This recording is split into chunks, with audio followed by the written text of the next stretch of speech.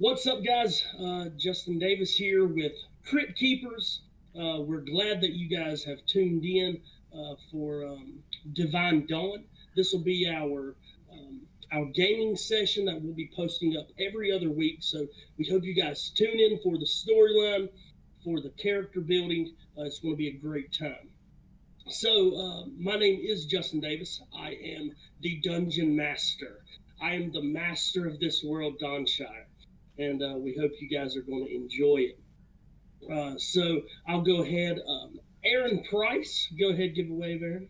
Hey, what's going on, guys? This is Aaron over here. Um, I will be playing the lovely halfling Vinbin Belpose. Um, Ashleigh. Uh, I'm Ashleigh. Hi. I am playing the very pale elf Anya Cravaris, rather. Got me messed up, Justin. Yeah. And I am also one half of Crime and Theory Pod, which you can find basically on any podcasting platform. And I am the other half of Crime and Theory. And you can also find me there. And also here at my house. But don't find me at my house. Just stay away. And I am the listener Yeah. of Crime and Theory Podcast. So am I. But I am Jason Rayfield, and I am playing Mokarav Frosteye, the Paladin Warlock. So we're going to go ahead and hop into this, guys. So as I said before, thank you guys for tuning in. We appreciate it, and we hope you enjoy the game. With that being said, we are in Dawnshire. Currently, everyone kind of has the locations of where their characters are at right now. So we're going to go ahead and jump into that. We're going to be starting with you, Ashleigh. Yes, sir. So you are currently outside of the gates, and you kind of have some information and everything that you've been given. So as you're walking into the gates of the city of Rowan, it's a nice kind of soft kind of city bustle. There's not really a lot of noise, or it's not really a hectic city. It's one of the smaller cities in Dawnshire, but they're pretty strict in Rowan. But it's a relatively nice place to go. A nice city to be in. There's not a lot of crime, not a lot of things that kind of happen in Rowan up in this area. So you feel pretty comfortable right now. It is about 8 o'clock in the afternoon, so it's starting to get late, and you are walking up to the gates as you hear a guard. Who goes there? I do. My name is Anya. What's your business here? I received a letter that, well, it's really not your business, but I received a letter about someone knowing something, and I need that information. His name is Jacob Barnes. He owns a tavern in town. The Friendly Fowl? I know Jacob. It's awful late for you to be coming in the city. Let's try not to do it again, all right? All right. I'm sorry. It's fine. Come on in. And you kind of see him kind of look over and kind of wave at a guy, and you see the gates start to lift as you walk into the city. There's not a lot going on right now. It's just a little bustle. It's starting to get later. You're imagining most likely that a lot of your shop owners and things like that are starting to wind down the day. Some of them may be already closing, but of course, as you look around, as you kind of walk through, you do know that all these taverns and things like that are very open and very alive with laughter and song, and all that. So, what are you wanting to do right I am going to just go for it. I'm going to search for the friendly fowl, maybe ask a passerby if they know the direction. now? All right. Yeah. Yeah. Go ahead. Or Okay. whichever one you want to do. Excuse me. Excuse me, sir? Yes. Uh, I need to find a tavern. It's called the Friendly Fowl. Could you point me in the right direction? If you go right up the street, you're going to walk about 5 minutes, and then it'll be right on your right. Thank you very much for your information. You're very welcome. So you continue that way, I suppose.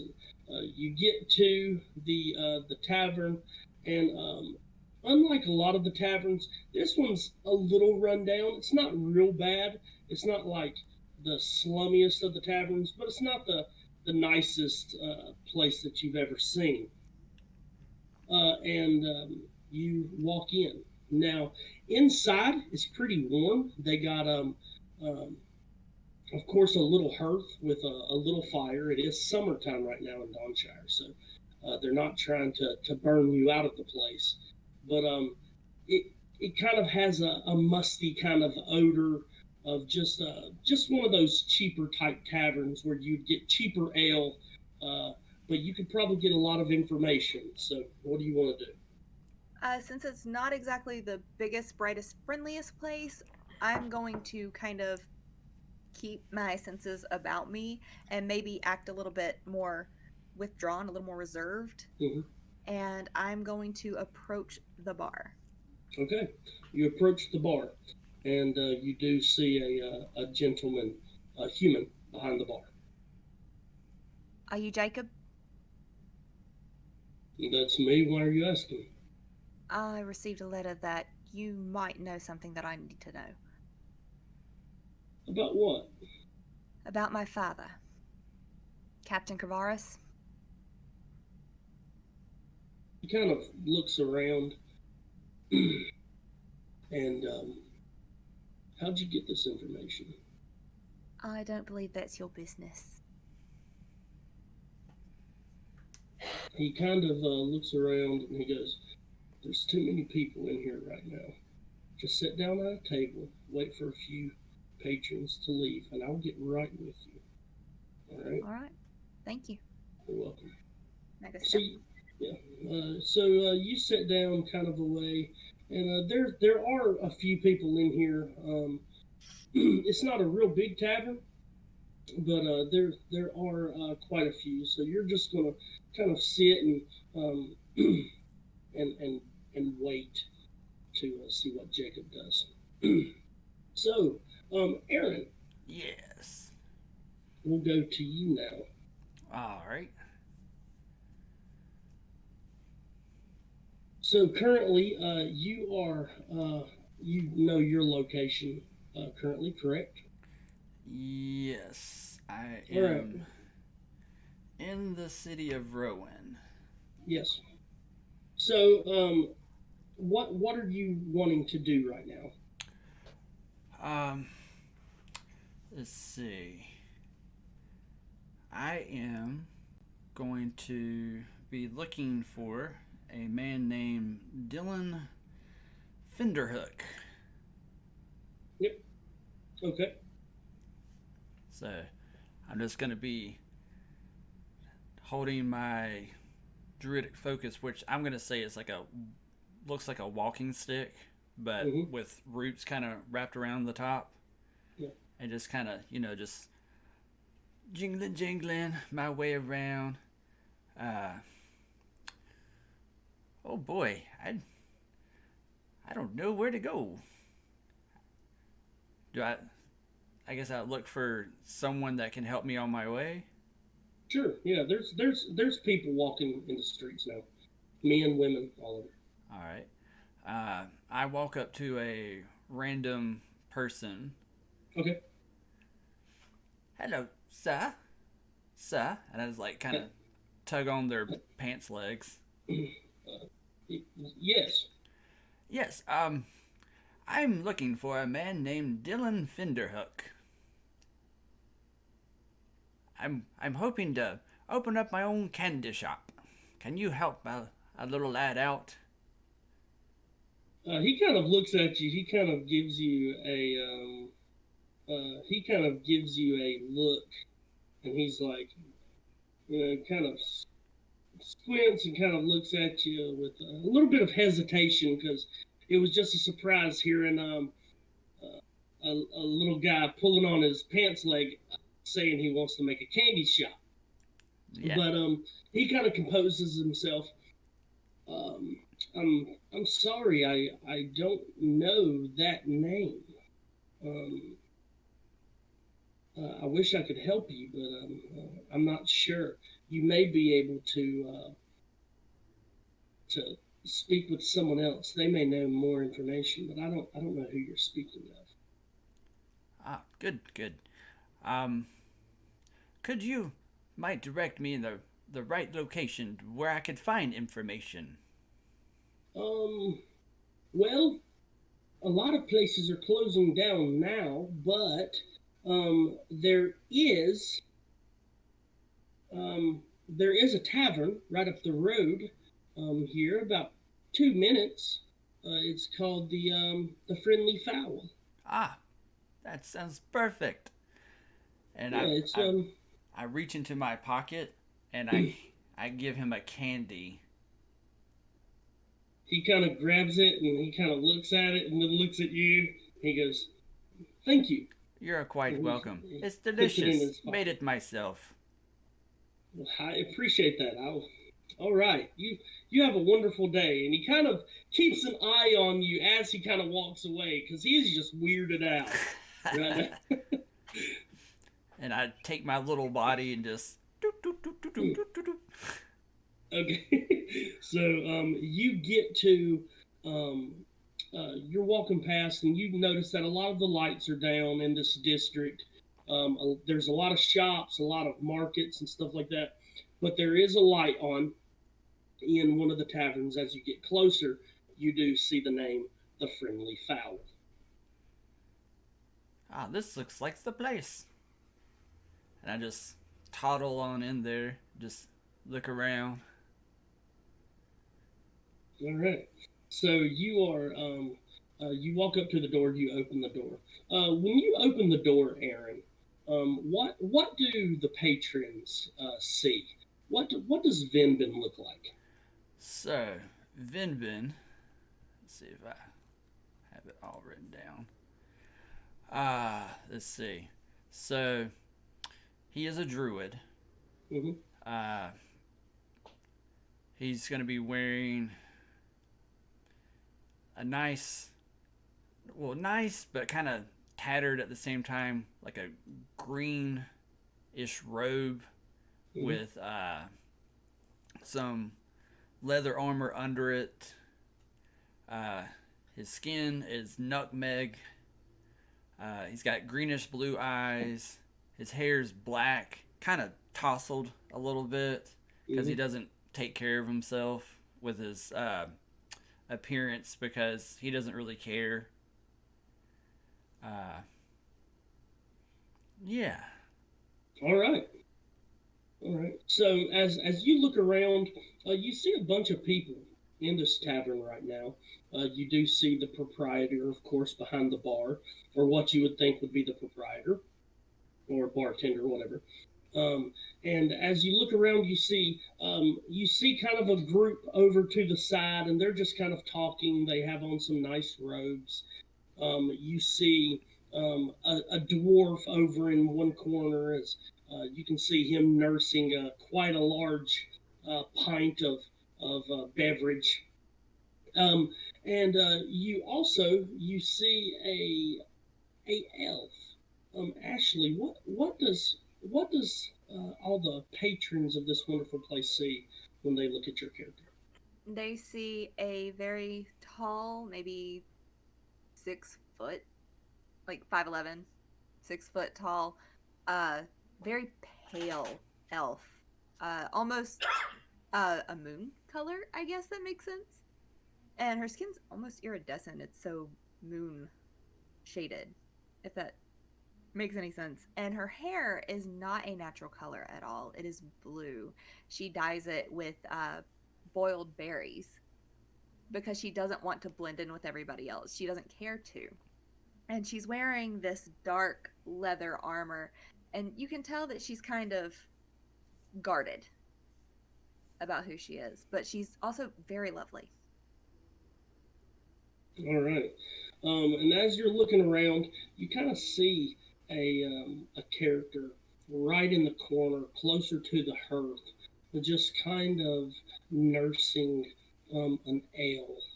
Um, it's he doesn't seem like he's a person who really wants to be bothered right now. Maybe something's on his mind. So, Jason, what do the characters see when they look at your character? I see a well, for one, it's a dragonborn, silver dragonborn. So of course my scales are silver. Um, Wearing chainmail armor as if it's my normal everyday clothing. Chainmail is kind of like a red and white mixture look to it. Um, that's pretty much it. So of course, Vinbin, as you walk in, um, what do you want to do as you see all these people and everything? Let's see. Gonna look around and try to see who I need to talk to about information. Okay. And now, from where I'm from, everyone's pretty much on the same level. Like, I don't understand jobs, society. So, I guess I'm going to be like, whoever's looking the most fanciest in here is probably who I need to talk to. Okay. The people that you probably think look the best in this place, there's a group of three people, and they are over in the corner, kind of. They have some books out and some robes and things of that nature. All right. I'm going to tottle my way over there. Okay. As you kind of walk up, you hear them kind of stop talking, and they just kind of look at you. I look up at them. Just, hello there. The name's Hello? Vinbin. I was wondering if you could help me. I'm looking for a man named Dylan Finderhook. Would you happen to know him by chance? The name he does.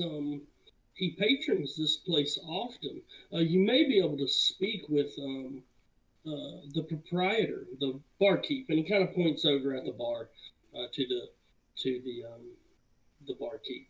He goes, "You may be able to speak with him. He may be able to give you some information." Oh, good. Thank you so much. And I reach in You're my very pocket. welcome. Here's a candy. I made it myself. He kind of grabs the candy. Thank you. I appreciate that. You're welcome. I bid you adieu. Okay. And I'm just gonna walk around the bar and just like right into the back and just go right to the barkeeper. Sir, What are you doing? these fine gentlemen over here told me you have information. Sir, you're supposed to be in the front of the bar. You don't come behind here. Oh, I didn't know these things. Okay, well, he kind of looks at you like, man, this guy must be really drunk right now to not know to kind of stay behind the bar. Yeah, just come over this way. Ah, very good. And I just walk around the bar. I'm like, okay, I can't quite see you, You can sit up on one of the stools. Ah, and I just Yes. climb up one of the stools, just my feet just dangling, just trying to scale this tall thing, and sit down. And you can probably see like that much of me over the the bar. Yeah. Like, okay, I guess this will work. At least I can see you now. Um. Uh. Would you like a drink? Ah, yes, that would be fantastic. Wonderful. He kind of goes over to the side. Do you want anything light? Ah, yes, definitely light. And he kind of pours an ale in a glass and kind of puts it down on the bar. 2 gold. Ah, you take money. Yes. So I'll reach into my pocket. How about some candy? Much better than gold. No. Nope. It's not. It's At least, not better than gold. I don't It know, is friend. not. At least you can It's eat these. no. No. No. Do you have gold? Yes, maybe. 2 gold. Let me look through my pockets. Ah, here they are. 2 gold. I think this will cover it. Thank you. I appreciate it. Now, I believe you had a question for me. Ah, yes. Um, I'm looking for a man named Dylan Finderhook. Would you by chance know this man? I do. I do know Dylan. Excellent. I've been searching for him for so long. Oh yes. Why do you need him? Well, you see, I would love to open up my own candy shop. Well, okay. I understand now. Yes. Dylan. He's the merchant guild leader here in Rome. He probably will be coming in here within the hour. If you want to sit here and um, have a drink and just get comfortable, he should be in here later tonight. Ah, that sounds lovely. I'll just sit right here and wait for him. Wonderful. Now So this. you kind of sit there and you kind of, just sit there drinking your drink as the proprietor just kind of, the barkeep, does his thing. Now, Mokarav, you are sitting in your spot, kind of drinking your drink. Uh, what do you want to do right now? You kind of know what's going on. You've heard a few things from some of the patrons there. So what's going on? I know. I notice I hear Patreon's kind of the side of me that I can kind of overhear.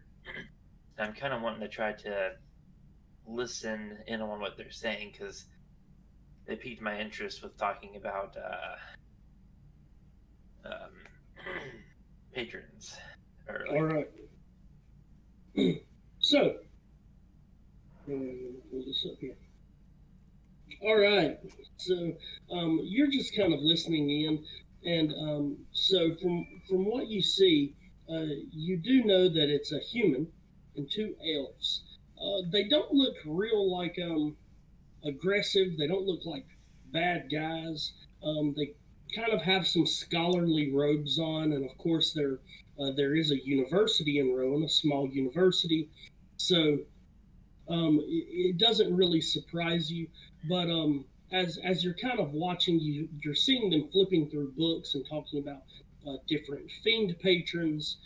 They're talking about the old ones. They're talking about fey patrons, and then you hear one of the elves say, "I believe I've heard a way of breaking a pact with the patron, but I'm not quite sure how to break the deal without causing yourself bodily harm." but I'm unsure. And you kind of hear them get quieter as they begin to talk muffled under their drinks. All right. Guess I'm gonna stand up from my table All right. and walk over there, kind of right in between them, pulling their chairs back. What kind of information do you have about breaking patrons? So you see the elf that was talking kind of look up, and he's kind of got he is a younger elf. You can tell he's a lot more just fair. You can tell he's younger. Maybe 90 years old. Real young. And you see him. He goes, it's just something I was reading in this book, sir. I'm sorry if I upset you. How much for the book? Well, you see, I can't give you the book, sir. It's a part of it's. I found it in the university, and I'm not supposed to have it. Well, no one knows that you sold the book. I can I can look through it for you. Just don't take the book. I'll look through and right now, and I'll give you some information. Just don't take it. Then I'll sit here and wait. And you kind of pull up a chair from one of the other tables and promptly set it beside the human who's just kind of wide-eyed, just trying to not meet eye contact with you. I'm gonna get as close as possible, just staring at him in his eyes. So you see him frantically kind of flipping through some of the pages as he's looking, and you're kind of looking over, and do you speak Infernal? Let me. No. Okay, so you can't quite make out what the book is saying, but you see him kind of looking at lines as the other three kind of are looking, and they're kind of pointing, and they're like, "Oh, is it right here? Is it right here?" And you see him kind of turn the page, and there's this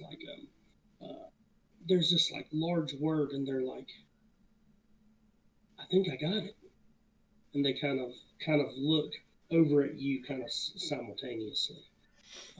It seems to be an enchantment.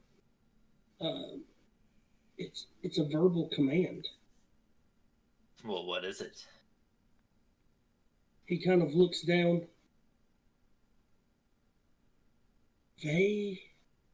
Valian Intressor. And as this happens, all of a sudden, everyone kind of feels this energy kind of leave the room. It's just like, it's a sense of of having a liveliness in a room, and then just a feeling of dread, kind of just boom, just leveling the atmosphere, and it's very heavy. And you can feel kind of the hairs on your arms begin to raise, and goosebumps come up on your arms, all of you. Y'all, you aren't sure what's going on, but it doesn't feel good. It doesn't feel right. No. As the words on this tome begins to glow a bright red. Everyone all of a sudden sees this bright flash, and everything goes dark. As you come to, it is quite cold for a summer in Dawnshire, as the whole building is dark. You see blood covering the walls. Holy crap! You see the three Mokarav. You would see the three that you have been sitting with disemboweled, and dead lying on the floor. Do I still see the book? You do not see the book. You have heard of things like this happening, people attempting to break pacts with their patrons and being completely overwhelmed when they're confronted. You kind of see some movement over by the bar as Vinbin, you begin to kind of come to, and you just see the barkeep laid out dead on the floor with the blood coming from his eyes. And Anya, you kind of come to on the floor. All of you are lying on the floor as if there was this huge blast of just this force, this pressure, this power that forced you down to the ground and caused you to become unconscious. And you kind of begin to stand up as all of a sudden you hear this loud bang, and y'all feel these hands begin gripping you and forcing you to the ground. Everything's kind of echoing. You're hearing everything that's very muffled, and you're not entirely sure what's going on. You are trying to kind of get out because you're very confused, disoriented, as you feel these hands grabbing you and pulling your hands behind your back as you feel this cold singe come down on your wrist. As you feel yourself get lifted up, you're watching people in this heavy armor with the weapons strapped to their side, carrying you all out into the night. So as you begin walking down the street, the disorientation is beginning to wear off as you're becoming more and more aware of the situation that you're in. And that is, you are currently captured by the guard. You have manacles around your wrists, and they are carrying you out by 3 apiece. They are well armored. They have already stripped you of your weapons. So you currently do not have your weapons, of course. And they are walking you down the street, and y'all are being quite guarded as you're being walked down. You're hearing people kind of look and talk and just kind of point. You can kind of look back and just see like people, they're outside of their homes, outside of their shops that haven't been closed yet. You're guessing whatever happened was quite loud and drew in a lot of attention. And you kind of get to the prison, and they kind of open the cell up and put you 3 in. As you're still kind of disoriented, you're just this lack of energy completely. And you guys are in the same cell. What do you want to do? First off, out of character, I gotta say, well, that escalated quickly. I just wanted to open up a candy shop. I'm gonna kind of like pick myself up, find myself who I'm around and stuff. What exactly happened? Why are we 3 thrown in here? Your guess is as good as mine. Would anyone like some candy? Who are you? Oh, I'm sorry, I forgot to introduce myself. The name's Vinbin Belpose. How did you forget to introduce yourself? We literally just met. We were just thrown in prison, and you're concerned about giving us candy. Well, candy just brightens up everything, especially when you've gone through a traumatic event like this. look, I'm sure your heart's in the right place, but here's the deal. This is not a good situation. Ah. And I'm going to walk up to the bars, and I'm going to put my hands around the bars and yell out to the guards. Is anyone out there? You see one of the guards kind of put his head around the corner. What do you want? You. I need answers. We need answers. Well, great. Maybe we can help each other. All right. So what did you do? Why did you do it?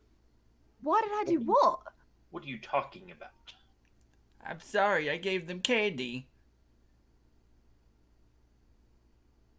Kind of look at you for a second before turning back to the situation. All we knew is something happened at the tavern, and we were being dragged to this cell the next awakening moment. Everyone's dead. And what happened? That's what we're wondering.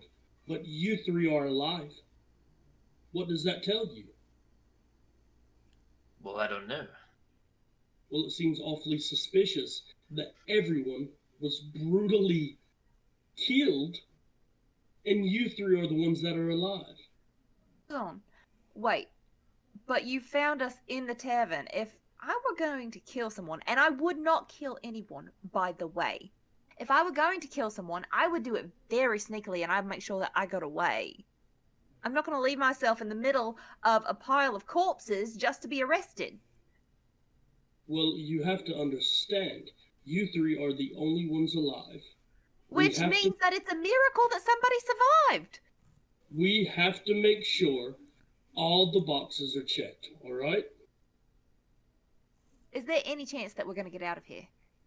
Tonight? At some point? Not sure. Can I at least have some food? The only thing I can remember from the tavern was a guy standing up with a book, rephrasing what he was reading from the book, and the text started to glow red. And then that's the last thing I remember from the tavern. Yeah. We will take this information. We will get it to the right people. We just want to make sure we know what's going on before you three are let go. You are our main suspects. I'm sorry? Do we need an attorney? Representation in court? It's very possible. And how would I go about contacting one? So I'm not sitting in this jail cell for something that I didn't do. Well, we're not sure if you did it or not. All I did was walk into the tavern and try to have a conversation. There was a loud explosion, and then I woke up and saw the man I was talking to. It looked like he had jelly coming out of his eyes. Wait, you were at the bar? Why, yes. He's dead? Yes, just a whole bunch of jelly out of his eyes. I needed answers. Ah. I'm never going to get him. We need to find something out soon. All right. Listen, the captain has gone home for the night. Okay? I will bring you something to eat. Listen, we're going to try to be accommodating, but we have to keep you here. You have to understand. You three are the only ones alive from a massacre that just happened. Oh, looks just like... stay here the night. We'll bring you something to eat. And the commander should be back in the morning. Not even going to let us see a doctor in case we're concussed? No. Could you send a cleric by to make sure nothing of demonic energy has infected us? We may be able to do that. Very well. Right. So just sit tight. We'll bring you some bread. And you see him kind of walk off. So it's not real comfortable in the cell, clearly. There's little bed rolls to lay on in the floor. It's pretty dirty. What you would expect from a quick jailhouse in, kind of a smaller city. It's not well kept. Kind of stinks. But this is where you're at currently. So what do you want to do? Do you want to speak? Do you want to just lay down and go to bed? What's going on? I'm gonna ask them some questions. Okay. What do y'all remember last from the tavern? Well, first of all, what's your name? I'm Mokarav. Mokarav. My name's Anya. It's nice to meet you. Nice to meet you. And you... What did you say your name was? You little tiny man with the candy? Oh, my name's Vinbin Belpose. A pleasure to meet you. Vinbin. Alright, do you mind if I call you Vinny? You can call me whatever. Okay, whatever then. Pleasure to meet you. My name is Anya. Nice to meet you, Anya. And the last thing I remember was the room was glowing red. Felt a force. And then I was on the floor. That about wraps it up for me as well. What about you? I know an elf was talking about finding a way to break a Patreon deal. And he was showing me a text, and as he stood up to read it, next thing I knew, everything started to glow red. Wait, a patron deal. Are you a warlock? Unfortunately. That's rough. Not many can have that kind of control as a warlock, especially under the influence of a darker patron. I'm assuming that it's a darker patron. If it were lighter, I don't think you'd necessarily want out, from what I sense. Yes, it's a patron of the fiend. Oh, that's terrible. I'm so sorry. I appreciate that.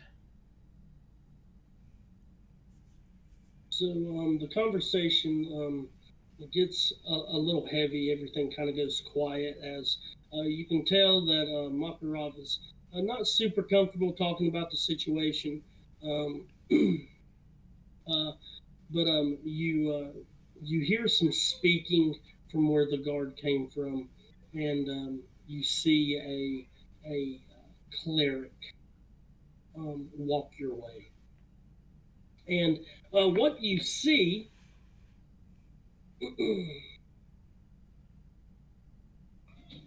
you see a let me find it here. You see a cleric, and he's donning this kind of this armor almost, and it is the symbol on this armor is a helmet with a sun rising behind it, with long sun rays kind of spread out from the top.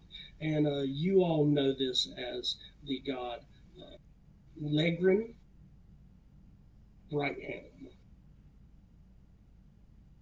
So you've all heard of this god before, and this god, he is a pretty well-known god in these areas. So he kind of walks up. It is a dwarf. Hello. Hello. I'm hearing that someone would like to be blessed or from this cell. Yes, I believe all three of us should be. Whatever that was that happened at the tavern was not a natural thing. He kind of looks at you, and you can sense that there's kind of some doubt. He would put it closer to the understanding of he believes that you probably are the ones that caused this chaos so far. But he kind of looks at you and he says, I will bless you. So he kind of looks at you and he says a prayer to Legrin as he kind of opens his eyes, and you sense that there is just this kind of static in the air as he says this prayer, and he kind of looks up and he has tears in his eyes. He goes, You'll know in time. You'll know in time. You're going to be okay. And you see this smile come across his face, this big bearded face, as he kind of turns around and begins to kind of walk off hurriedly for a dwarf. And he turns around and he goes, just trust Legrin, as he walks off. Wait, I forgot to give him candy. Oh, gosh. You'll be fine. You stop with the candy. I'll just like take a little one out of my pocket and like put my tiny little arm through the bar and just Throw it down the hall. All right. He'll come later for it. Yeah. All right. What do you want to do? Do y'all want to talk to one another? It's starting to get kind of late. Are you laying down very uncomfortably to bed? I would like to say a prayer to my god Nagalith, and then I will go to sleep. All right. Is anybody hungry? It seems like they forgot about giving us food. We'll eat in the morning. Once we figure this out, we'll be out of here soon. Eat your candy. And I just do this, and you see this bright light come out of my hands, and I open them up, and there's these giant berries in my hand. I'm like, oh well, suit yourself. Whoa. Where did that come from? Ah, these. I can make these. Well, why didn't you say so? Give me one. Ah, here you are, my lad. Thank you. Would you like one, my dear? Yes. There you That go. would be lovely. Oh, thank you. You know, for such a dirty little weird man with candy in his pockets, you're useful. All right, so y'all kind of eat. Everything gets quiet.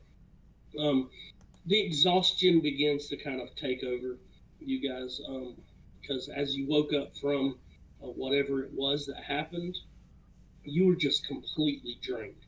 Your body felt like all the energy was just kind of sucked out. Now, as you do eat the berry, it does make you feel a little better, but there's just still this just feeling of just exhaustion as you all kind of lay down and get some sleep. So, you are, all three of you are suddenly awoken by a voice. Well, where are they? I need to know. As you hear this very loud, almost obnoxious voice, and you hear some just thick footsteps as you hear someone coming down the hall. As a dwarf with a big red beard, and it's kind of double braided to the side. He's got shaggy red long hair. You can tell that he's not super happy about what's going on, as he goes, wake up! What are you doing still laying there on the floor? Get up, get up! I get up?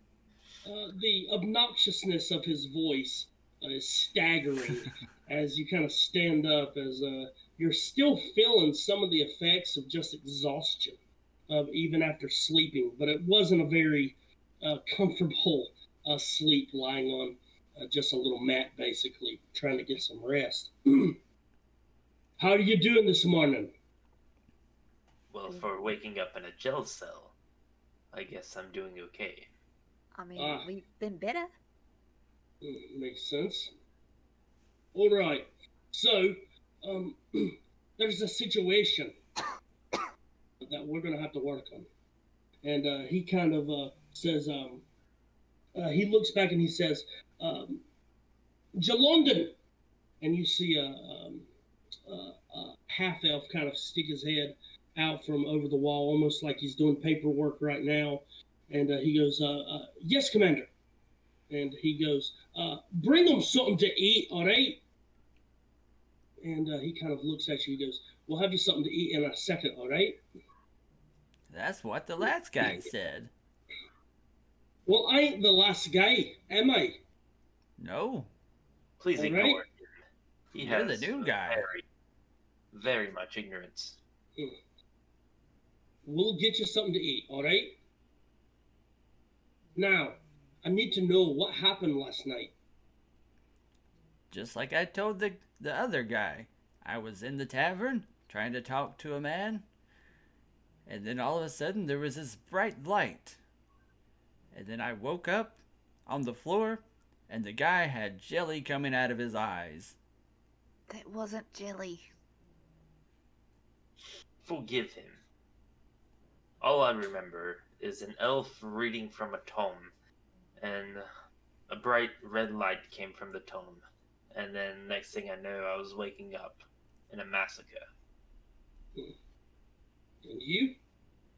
All I know is I was sitting there, I was biding my time, I just needed to speak to the barkeep, and then red light, boom, knocked out cold. Listen, we're kind of in a predicament, all right? We can't keep you here. So we're free to Wait, go?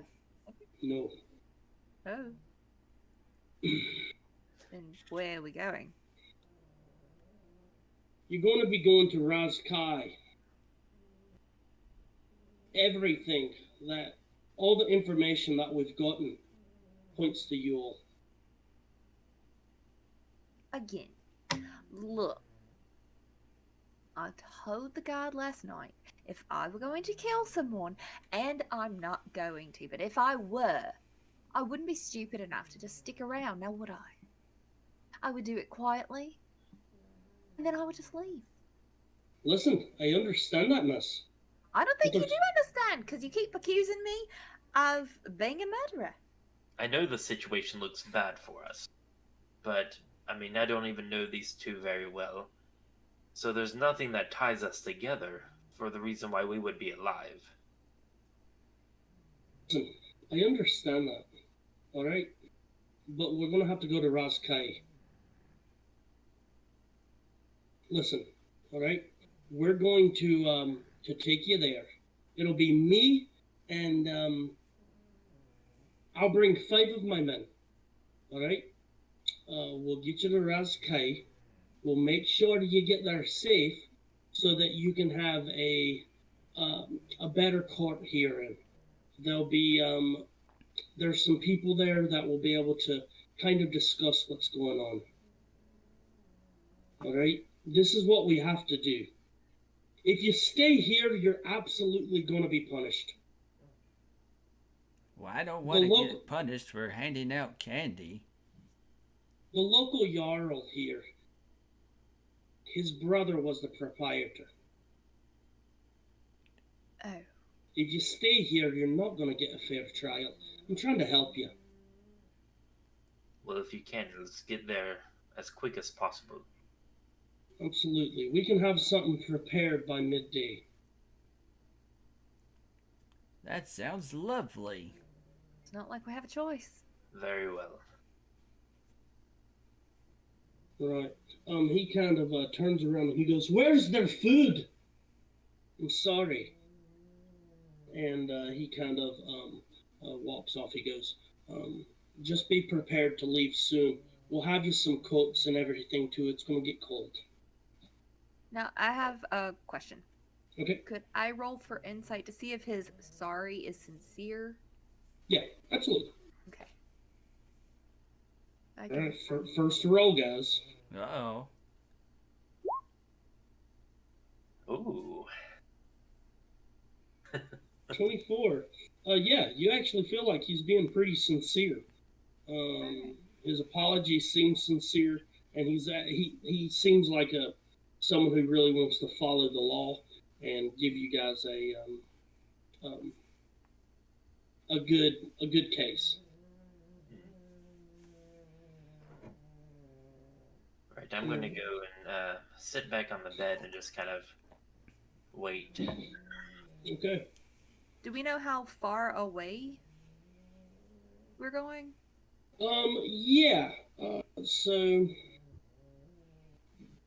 let me pull this up, and I'll give you a good idea. You're looking at about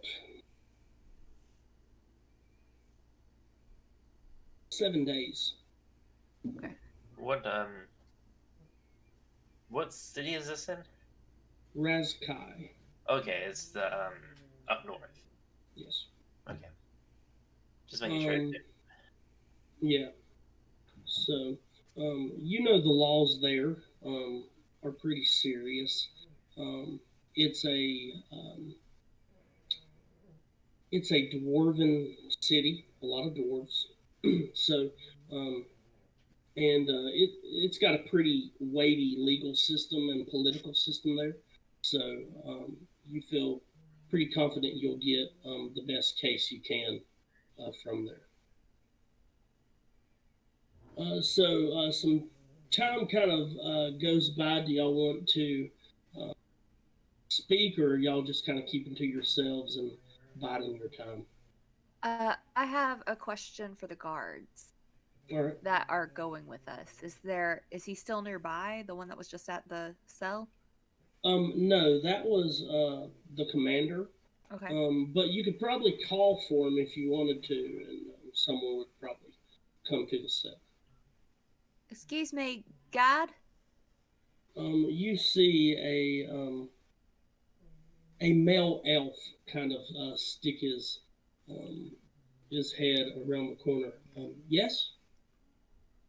I have a question All about right. the trip we're taking. All right. You do know about the trip, right? I do. Okay.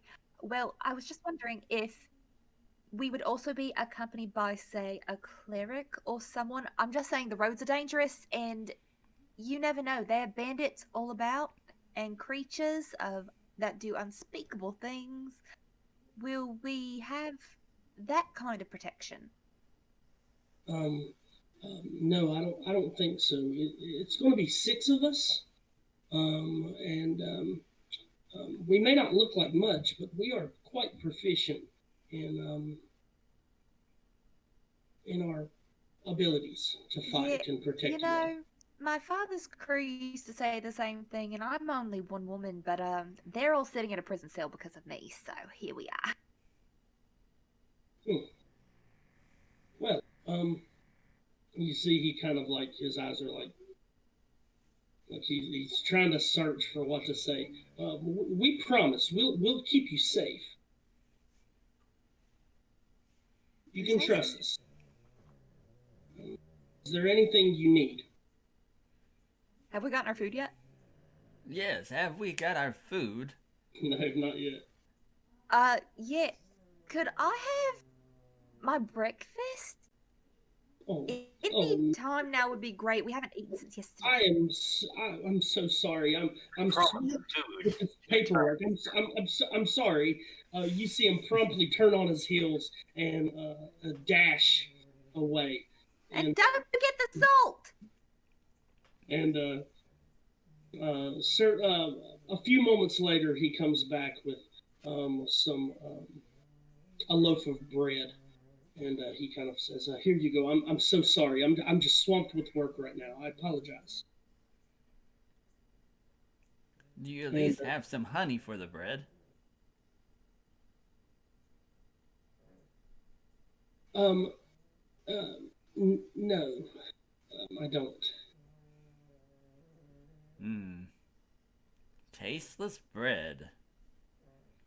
Do you have any candy left? I do. Then put a piece of candy in the middle of the bread, and then it'll be kind of the same thing. Ah. A bread sandwich. A candy bread sandwich. Never mind the bread. Since we're going to be traveling to the same place, why were y'all at the tavern last night? Oh, I'm trying to open up my own candy shop. And the man I And was where are talking you? to, he was supposed to give me information about how to do that. And where are you from? Ah, I'm from a magical land called the Bright Realm. And you? I was there to speak to the proprietor. About what? I don't believe that's your business, and I'm not a big fan of your tone. I'm just trying to figure out why we're the only three left from this tavern, All right, and fine. why we're stuck here together now. He had information on my father. I don't know what that information was. He died before he could speak to me. And what about you? What were you doing? Enjoying myself. I live in Rowan.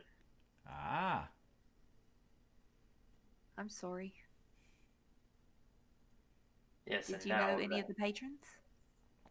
not personally. I kind of keep to myself here in the city.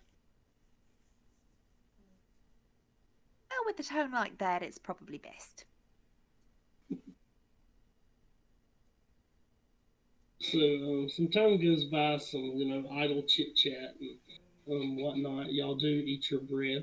It's not as stale as you thought it would be. It seems like they're truly trying to treat you as Regular as person. creatures. So yeah. They're not trying to treat you awful. They're trying to do everything right. So you don't feel like there's any ill will out toward you. They're just trying to figure out what's going on themselves. And a few hours goes by, and you see the red bearded dwarf come to your cell, and he is fully clad in this dwarven full plate. As he kind of looks at you, as he has this large hammer to his side, he goes, "I wasn't able to introduce myself. My name is Derwin Battlehorn. I'm the commander, and if you need anything while we're on our way to Razkai, I'll try to help you, all right? We appreciate it. Now, we're going to need you to come with us. We have a carriage set up that has a cell with it. We're going to need you to get in the cell. No funny business, all right? Well, I don't consider myself a regular comedian, so I don't think you have to worry about that. Just remember, this isn't because we're not trying to treat you bad, but we're going to have to escort you to the carriage. Understood? That's fine, as long as we can get there as soon as possible to clear our name. So you see him kind of look over his shoulder as he goes, unlock the gate. And you see a whole group of about 12 guards kind of come around as they unlock the doors, and they kind of escort you guys out. So they escort you outside, and some people are kind of looking that way, looking at y'all as y'all are getting put in the back of this carriage cell. As there is Derwin Battlehorn, of course, the dwarf commander. You see a female human. You see a male elf. You see a male half elf. You see a male golden dragonborn, and you see a female Goliath, clad in this armor, and you see them mount their horses, and y'all begin your journey. So, are y'all speaking, or are y'all just kind of biding your time on this road, this 7-day journey? I'll say, boy, this is an awful long parade just to let us free. This isn't a parade. Did you miss the hints, or what? What's happening with you? Are they not letting us go yet? No, I believe this halfling has lost his mind. I believe he never had it to begin with. What's a mind? Exactly. All right. So, as Vinbin poses the question in his head of what is a mind, you're all kind of thinking to yourselves, and just for for this time of year in Dawnshire, it's pretty warm, but today's a cooler day. It kind of takes away the aggravation of this area. Of course, you are further north, with Rowan being one of the northern cities on the west side of Dawnshire. Um, so y'all begin journeying. There's not really much going on. Um, you do see them using normal tactics as far as war tactics for taking carriages and protecting people. So you feel like they're genuinely trying to do a good job. You pass a few carriages on your way, as some of the guards will kind of just raise their hand and wave at the everyone going by. As you're kind of going down the road, um, you you kind of hear a voice as you're kind of just sat down, and you hear a carriage coming along the way. As you hear, "Oh, how you doing there?" And uh, there's just this familiarity with this voice as y'all kind of look, and y'all see this human male just kind of sitting on this carriage, and it's finally decked out with this gold trimmings and things like that. As he kind of as he goes by you, he looks at you, and he just goes as he just continues on his path. Did y'all know him? I wink back at him, like, what a friendly man. I don't know who that was, but he sure seemed to know us. It was strange. People are so friendly. So, yeah, yeah. So y'all begin traveling. The day is winding down pretty quick, and it gets to be night. Y'all kind of pull over to the side. Um, you see this. They're starting to set up like this camp as they kind of pulled their carriage into this little area in the woods to kind of get off the road, to just kind of try to get away. And they set up camp. Um, Throughout the day, they've been feeding you, so you feel well nourished. They've been giving you what you need, and you're feeling pretty good. Nothing much is going on. You hear them kind of talking at night, just talking about normal things, talking about their families, talking about already wanting to get home. That like they dislike this journey just as much as you guys do. So they're just trying to do their job. Anything you want to do? I'll just sit there and just pass the time. I know we can't really do anything in the cage, so. We should do like a travel montage. All right. I try to take the good out of the trip and just enjoy the scenery as we pass by the snowy mountaintops.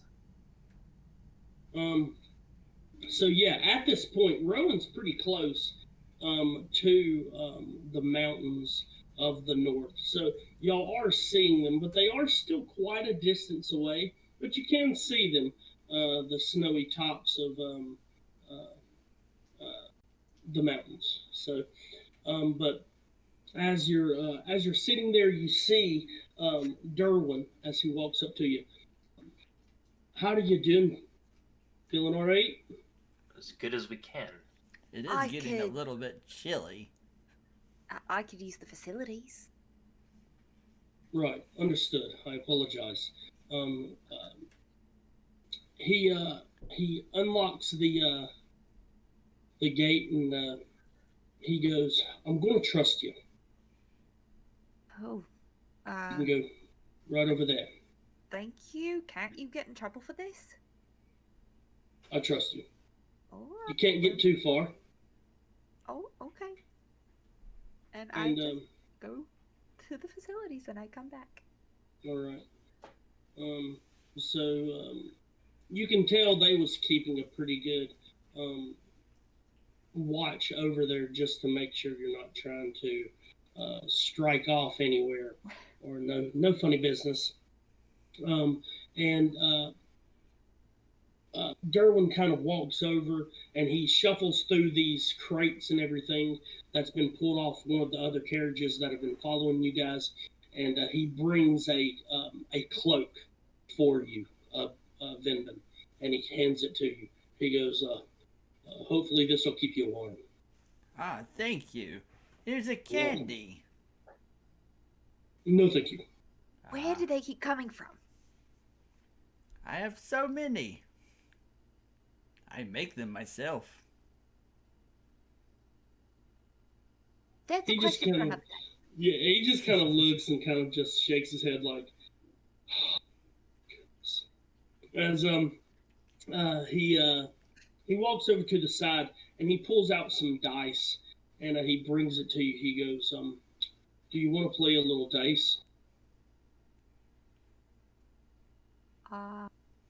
I won't say no. He kind of puts the dice down. He goes, "This will help you guys pass the time." As you kind of hop back into your makeshift carriage sail, and he shuts the door and he goes, "You can play a little bit while we're here, all right?" And he kind of walks off. I take the cloak and just kind of wrap it around myself like a burrito. Okay, that makes sense. Like I have it like over my head. It's like whoop. Vinbin burrito. Yeah. All right. So you guys kind of pass the time with just some idle chit chat. Maybe I'll play some dice, but there's nothing really to play for. Your money's, of course, you don't have your money. You don't have your weapons and things like that. So all your stuff is kind of in these packs. But you see that all your stuff is being taken care of and everything like that. So the night goes by. In fact, several nights go by, and it's been about 4 days, and you're getting closer. At this point, y'all have entered into the mountains, and it is snowy, even for summer. This far north and this high of an altitude, it's going to be snowing all the time, and it's very cold. At this point, they've already given y'all kind of coats and cloaks to wear to kind of keep you warm. But uh, even with that, it's a blistering cold this far north. And the further north you get, going toward Raskai, you know it's only going to get colder. You're hearing a lot of the guards talking about how unusually cold it is at this point. You can sense that there's some just uneasiness to some of the guards to why it's this cold, why the storms that y'all have been going through are kind of popping up, and there's an uneasiness to the trip at this point. And it is blistering cold. Do you want to do anything? So they're not quite sure why it's this cold. Right. Like it's very Do we- unusual. Yeah. No, Do we maybe also in feel a anything? maybe in a silver dragonborn, I'm resistant to cold. So does it past that point of resistance where it's kind of starting to get cold to me? You feel good. You're Just like, Just making sure. Yeah, my summer home. Yeah, you're feeling good. You're feeling all right. Let's see. Anybody else? Now, do we have an understanding that this isn't normal? Um, it probably wouldn't have occurred to you. With where you guys are from, it stays pretty mild weather. It might get a little chilly in the winter, um, especially for your character, Anya. Um, you're used to warmer weather where you're from, um, but you probably wouldn't have thought nothing of it because y'all haven't really been this far north. But because of kind of how the guards are acting, how they're talking, the more that they're kind of putting on to stay warm, yeah, it kind of makes you feel uneasy as well. That something ain't right. Could I speak to one of the guards? Absolutely. Okay. I want to speak to the Goliath female. Okay. Yeah. Excuse me. Yeah. Excuse me. Please forgive me for eavesdropping, but I can't help but overhear. Obviously, it's not like I can go anywhere. I noticed that there's something off about this weather. What's going on?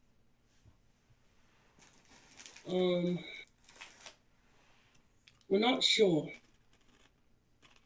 So this is not normal at all. No. I am from the north, and this doesn't seem good. It's almost like she kind of looks around and she kind of thinks, you can kind of sense it in her voice. She's very hesitant to say this. I feel like we've been walking around in circles for days. You mean that we might be lost? Derwin is saying that he knows where we are, but just something doesn't feel right.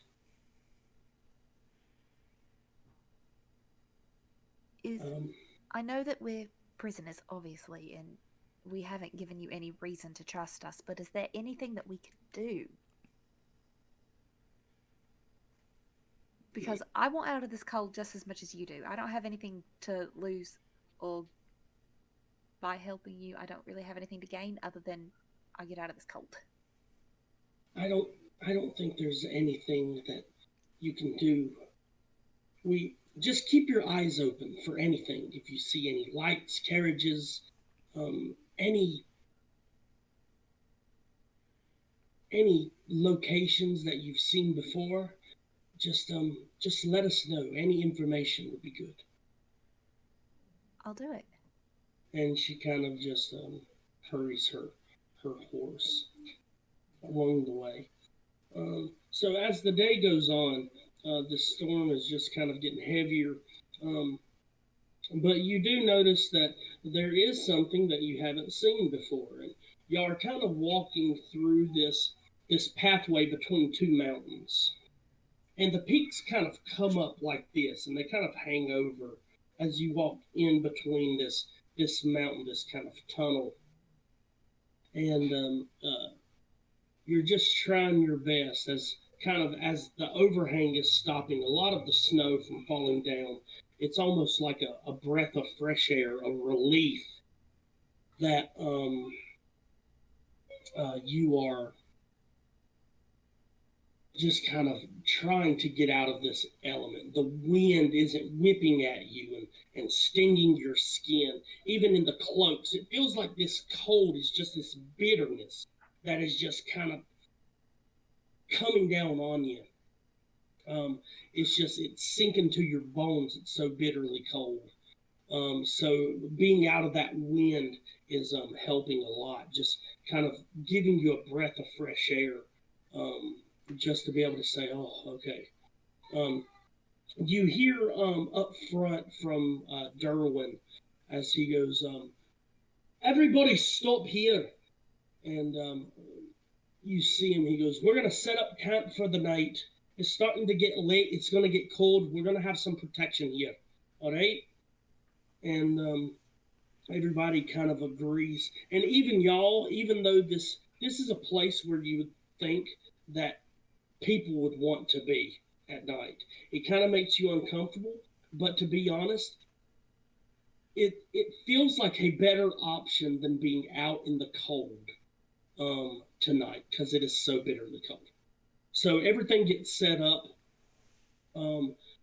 Derwin actually opens the gate and allows y'all to come over to the campfire because it is just so cold. He does shackle your feet so that you cannot run. And everybody's just kind of quiet. Derwin heats up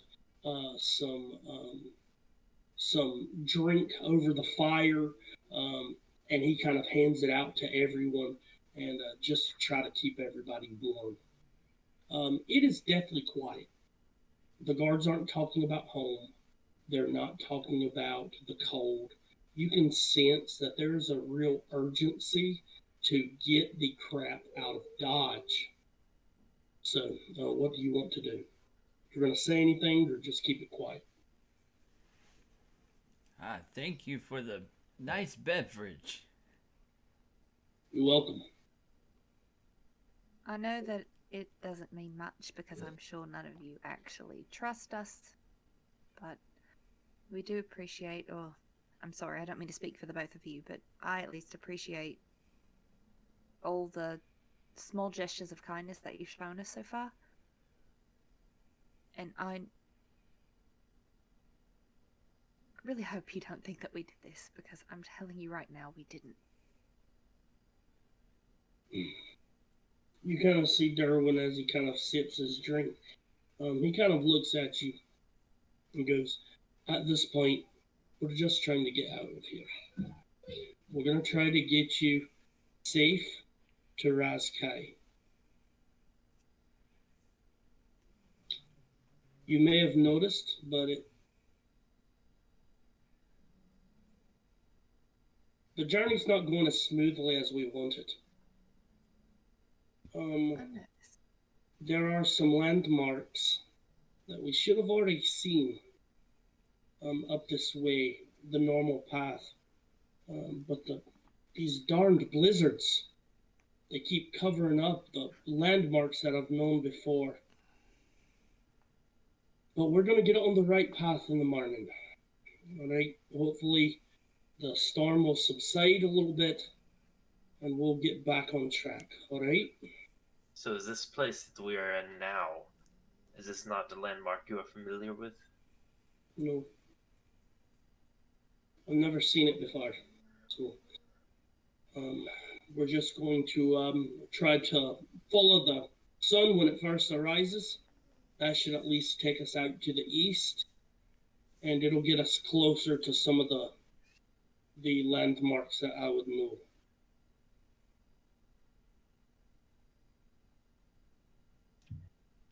Well, it sounds good. All right. As y'all are kind of talking, you see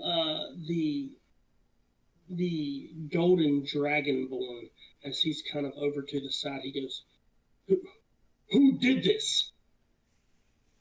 And everybody kind of turns and looks. He goes, "The food is gone." Everything goes deathly quiet. It's almost like even the wind quiets down to listen to this conversation. As you see this dragonborn just kind of let out this roar of anger. "Who took the food?" Well, you should have fed us. They've been feeding us, you weird little man. Well, I mean, clearly it wasn't us, because we're still in this cage. But at this point, let's just Wait, be we're honest. out of the cage. True. Oh, they let us out of the cage? Yeah. Used from the get-go. Yeah. So, you see him kind of storm over to Derwin. What is going on? As you see Derwin just kind of look up at him and shake his head. I don't know. Just calm down. Calm down! And he just kind of stares Derwin in the eyes, and he's just got this look of just anger as he kind of just scoffs, lets this kind of huff out, and just kind of walks over to himself. You see Derwin kind of look at y'all. He goes, "We'll make sure that you can sleep by the fire tonight." And he kind of lays out these mats, and he says, "We're gonna have guards watching you. No funny business." And you all kind of lay down. Even though y'all have been sitting in this carriage sail for 4 days, you just don't feel rested. There's no way for your body to feel okay with the situation that's going on, the stress that's going on. So you're still feeling pretty tired. You kind of lay down close to the fire, just about as close as you can get to get away from this blistering cold. And sleep kind of takes you. As you wake up, you see some of the guards kind of bustling and moving about. It is still terribly cold. In fact, it feels like it is still nighttime. It is dark like it is nighttime. And you just feel this sense of worry at this point in the guards as they're kind of moving around and they're talking, they're whispering. There is just this kind of chaotic feel to what's going on right now.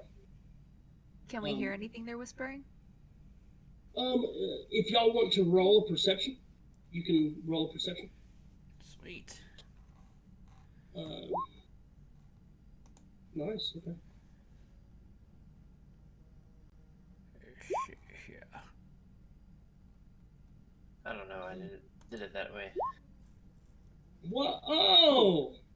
Nat 20! Way to go. All right, Vinbin, inspiration point. Sweet. So actually, with those rolls, a 24, 16, 26, you all hear kind of what's going on, even with the wind kind of whipping at you. It feels like the wind has almost shifted areas and is just whipping into this tunnel, and it's just almost feels like a funnel of wind that you're in, as it's just bitterly cold. You're kind of hearing them say, "Where did he go? Did he leave?" And as y'all kind of look around, with the perception that you rolled, you realize that the gold dragonborn is not there. Oh. Okay.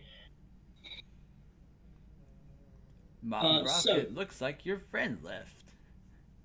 My friend. You do know that's mildly racist to just assume that everybody of the same race know each other and are friends. I didn't That even would know that's dragonborn. What do you mean, my friend? Oh. Would you like a candy? Be quiet, you halfling. So even y'all are starting to feel just the tension that's kind of building in this place as Derwin walks up to you. We're gonna need to get you in the cell. Come on. He's very What's going short. on? We don't know. Don't worry about it. All right. We're just gonna need to get you in the cell. So he feels kind of short. It seems like he's got a bit of an aggravated kind of tone to his voice. But you can sense he's trying to draw that back and speak to you civilly. But at the same time, he is aggravated, he's frustrated, he's worried. There's just a bunch of emotions kind of going on. Let's get you in the cell, all right?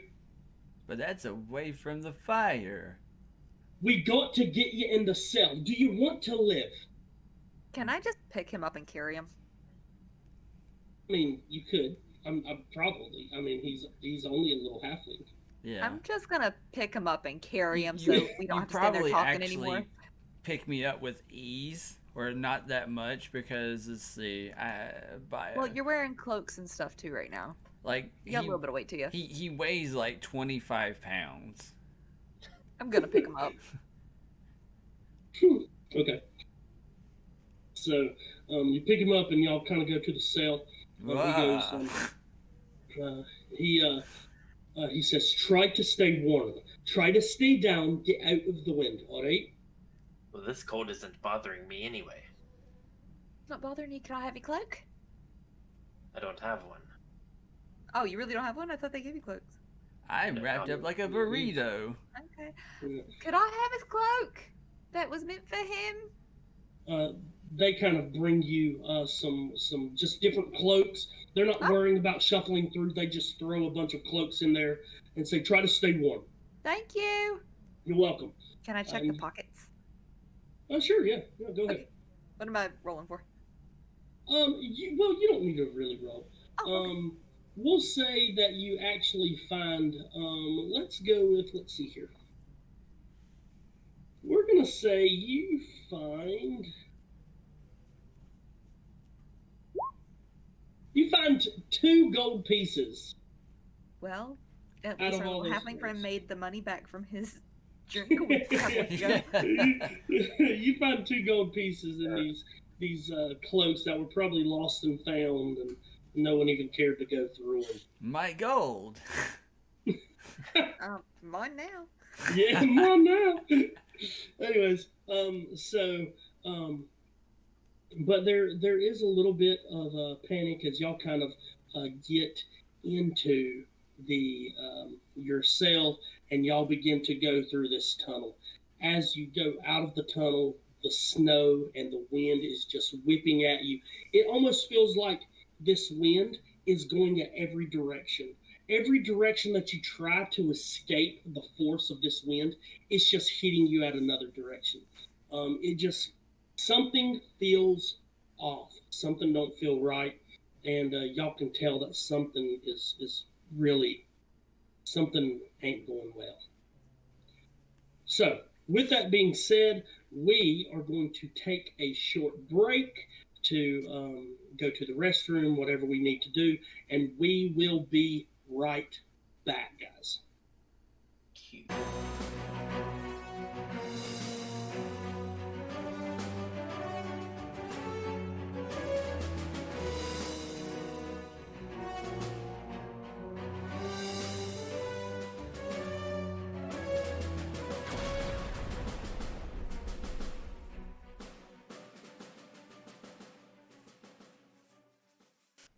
So, as we get back into the game, you're currently right outside of this kind of mountain. You're kind of in this that has these kind of peaks that kind of come out like this, and you're right in the middle, kind of walking through. There's still snow, but it's even worse than yesterday. A lot of you, like, things that's going through your mind is, we probably should have just kept going because this is only getting worse. You do not see sunlight. It looks like it is still nighttime with how dark it is, how frigidly cold it is. It is not looking very good. So y'all kind of have a haste as you feel like the travel is a little faster. The guards are not talking at all. There's no laughter. There's no anything like that. Do you want to say anything to one another before we continue?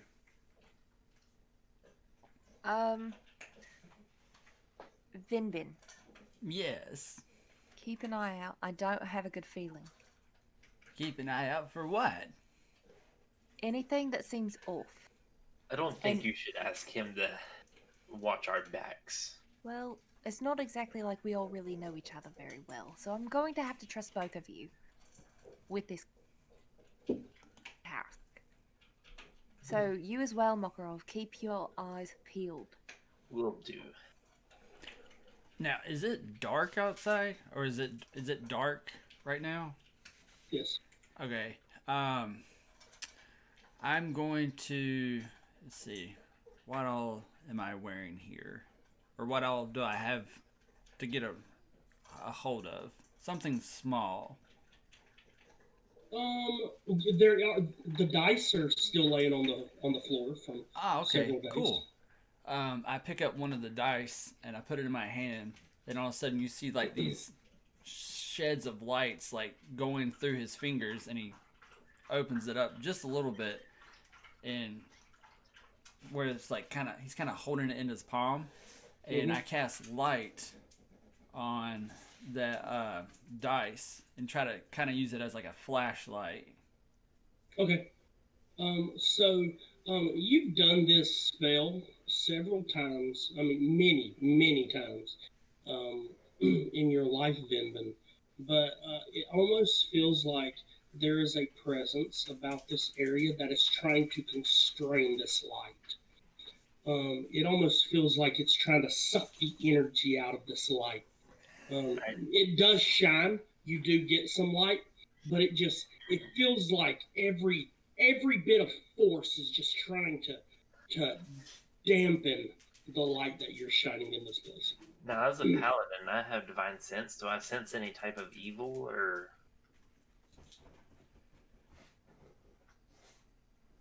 Yeah, a little bit. Okay, so I actually have like an uneasy feeling of something's not right. Yeah. So what y'all can tell from just the constant going and moving, churning the wind, you guys are pretty miserable. Even Mokarav, even you, this wind is starting to get to you. The wind is almost blistering. It feels like it's just cutting into your skin. Your skin's getting dry, cold. Just it feels like it is just cutting your skin open. It's awful. But I'm gonna say you feel like about 8 hours has gone by when all of a sudden y'all are kind of laid down, kind of hunkered, almost close together. Y'all don't know each other, but y'all are just trying to keep any bit of warmth that you can. And you hear, "No, there's no way." And you kind of look up to see the half elf just standing there, just looking up as y'all kind of peer over the carriage, and y'all see something very familiar. You see two mountain peaks, just like this. We've gone in circles. There's no way, and you just see Derwin just kind of. You see his shoulders just droop. I don't understand. How? As he just kind of looks over, like every bit of hope just feels like it's drained out of everyone. And let's see here. Let me roll something here. Okay, so Vinbin, I want you to roll me a perception. All right, perception. Ooh. Not a good number. Oh, that was a foomble. Wonderful perception. So, as y'all are looking, all of a sudden you hear a scream come from the right of you as you see this huge creature kind of jump over this horse and snatch the elf off of the horse and just begin tearing him apart. This looks to be, well, it's kind of, all three of you roll me a perception.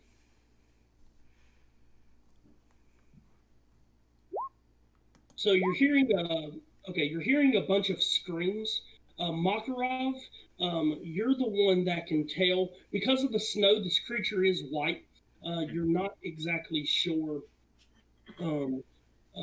what exactly it is, but Mokarav, you have seen these creatures before, and they are called snow wargs. And they are these monstrous kind of wolfy creatures. They're not an animal, they're monstrous. And they are up in this area. It actually makes sense that you would know what it is since you are from the north, Mokarav. But these creatures are very deadly. And you know that snow wargs don't travel alone. Alright. So I'm going to, like, let everybody know what's happening. So I'll just be like, there's snow wargs. Let us out. We can help you fight. No, wait. Let's not fight. We don't have our weapons. We don't have any armor on right now. It would take us too long if we were in the middle of an attack, and we would be devoured. Keep low, keep quiet, and we might get out of this alive. But we're stuck in this cage. What if one of them Just tries... stay low. We have all of these cloaks. We can just hide. Hiding sounds good to me. And I just crawl under all the piles of cloaks. Just bro. Yeah. All of a sudden, I want you all to roll me a reflex. All three of you. Reflex. What's that one gonna be? A dexterity saving throw. Oh, okay. Sorry, 3.5 coming through again. I was like, wait a minute. Oh my goodness. Oh. Ooh. Not Okay. looking Okay. Vinbin, you're already kind of on the ground under all those cloaks. You're doing all right. But Mokarav and Aine, you are knocked to the ground as this huge body of this creature slams into the cage. As you hear your horses kind of get startled as boom, they take off. You're hearing a bunch of growling and things from behind you as you kind of look behind to see that you are leading the guards in the dust as you see these creatures start jumping as they begin fighting these wargs. There is no one leading this prison carriage currently, and as you're looking behind yourself, you're seeing the two carts, your cart and the other, just kind of running off, trying to get away from this attack, this ambush by these snow wargs. You're just seeing these creatures running at you as this wind and just the chaos of the whole situation is nauseating. You don't know what's going on. All of a sudden, you just feel almost like your body lifts up in the ground, and you realize that there is no longer ground below you. Oh no. As you are all thrown into a wall. Would you roll me a reflex? Dexterity. Dexterity, yes, please. Goodness gracious. Are you Dexterity serious? saving throw. All right. Really? Mokarav. So Vinbin, you're kind of shelled in your cocoon of fleece blankets and cloaks, as and Aine, as you're kind of almost about to be thrown, you kind of get that sensation and grab the bars. Mokarav, you try to do that as well, but your finger slips and it throws you against the wall. Now you're going to take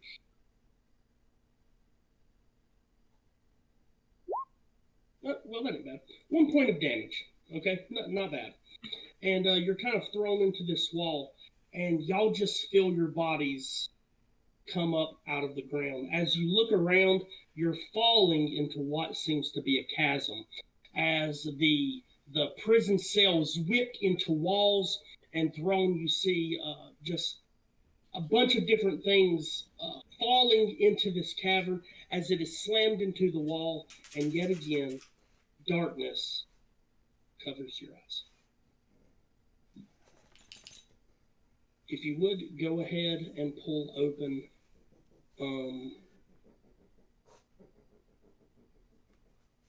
Roll-20. Aha.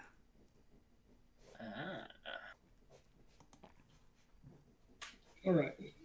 So this is what you see, of course. So you three kind of come to.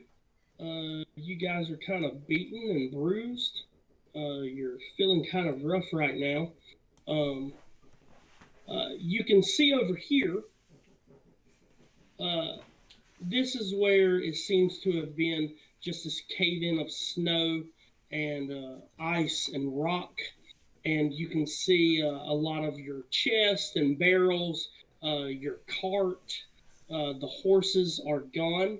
You imagine they were covered by the snow and the rock and everything, and they're dead. And this is what you see currently. Yeah. All right, I'm gonna go ahead and I'm gonna search for like our stuff. Okay. So I'll go over here. Oh, okay. So luckily you do. You kind of dig away some of the snow and everything. You find several things. You find some barrels. You find a chest, and you find a crate that is kind of damaged. But inside this crate is your gear and your armor. All right, is it all of ours or just mine? It's all of y'all's. All right, I call them over. I found the gear. Go ahead and suit up. I'm sure we'll need it.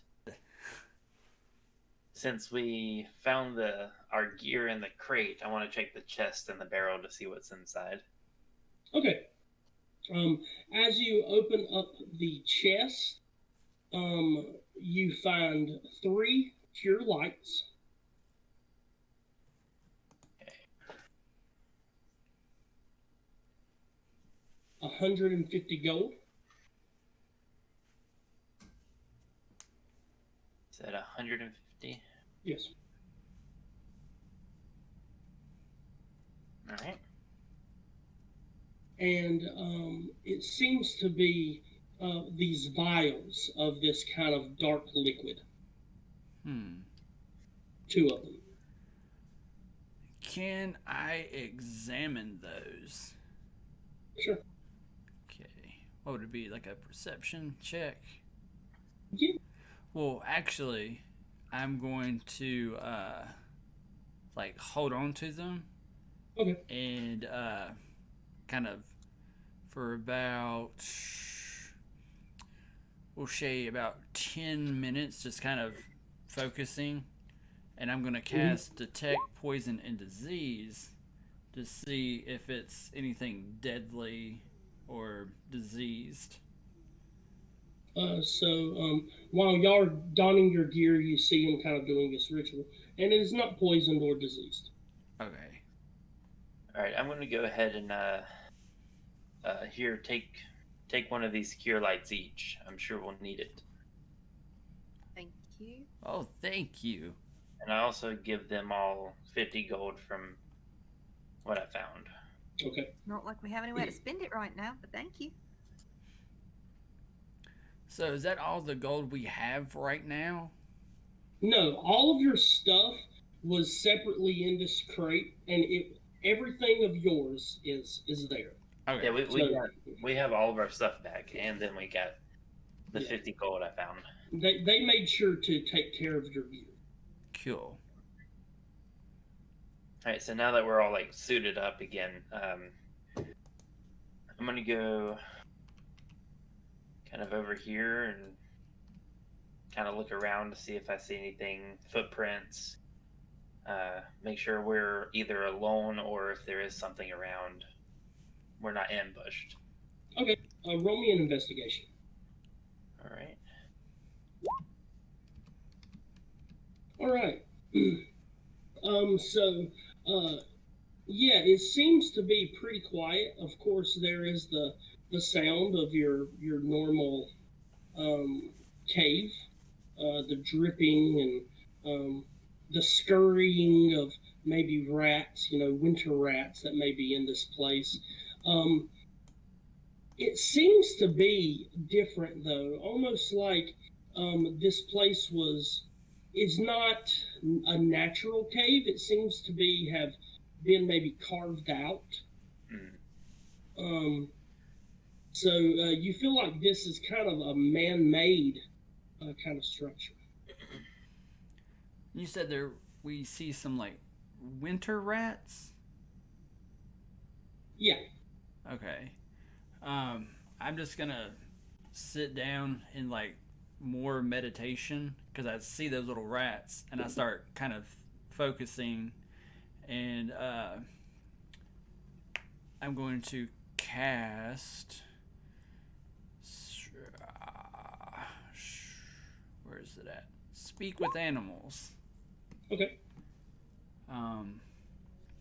And I'm going to pull out one of my candies and kind of lure one of the little rats over and kind of ask it if it knows anything like where we're at, how to get out of this place.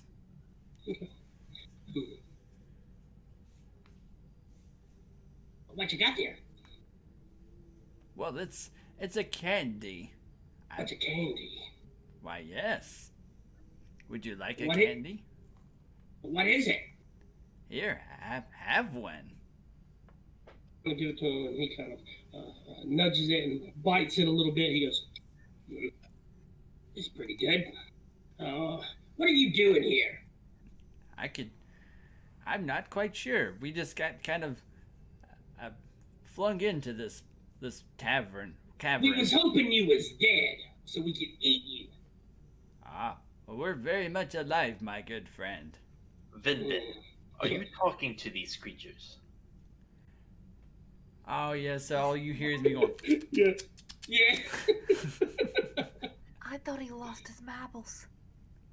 Are you understanding these creatures? Why, yes. Maybe you should ask them who created these caves if they've been here long enough. And I stare back at the rat going to them like, I don't know. I've been here my whole life. Are you sure you ain't gonna die in internal bleeding? I look up at Mokarav. He wants to know if you're gonna die soon. We can't eat you if the missus gets you. The missus? Who's this missus? Better be careful. Even we have to be careful. Vinbin, what is he telling you? He's talking about his missus. You gotta be very careful with the missus. What? She's terrifying. She's huge. 8 huge, hairy legs. He's saying his missus is very big and has hairy legs. His wife? Is this his wife? Is this your wife? Yep. He says yes. His wife is very scary. With hairy legs. Vinbin, don't waste our time with these creatures then. Oh, okay. I was like, let the little rat go. It was nice talking to you. We should have her. If you die, don't die because the missus sucks your blood out and eats your innards. And he kind of scurries off. Thank you. All right. So you find yourself in this place right here. All right. I'm gonna kind of carefully head this way up the cave to see if I can hear or see anything. Need to roll a Perception? Hold on. No, you don't. You don't need to roll perception. Okay. You do see. Oh. So I see like a little hmm opening. And of course, as you walked over that way, you actually see that as well. Okay. Justin, Well, it what looks is like this? This is just a. It's like a large icy pillar, Okay. Sorry. like almost like a stalactite or a stalagmite, but ice. Gotcha. Ah. It looks like the cave splits off in two directions. Which one do you think we should go? Can I roll to see which one I have a better feeling about? Yeah, sure. Roll me an insight.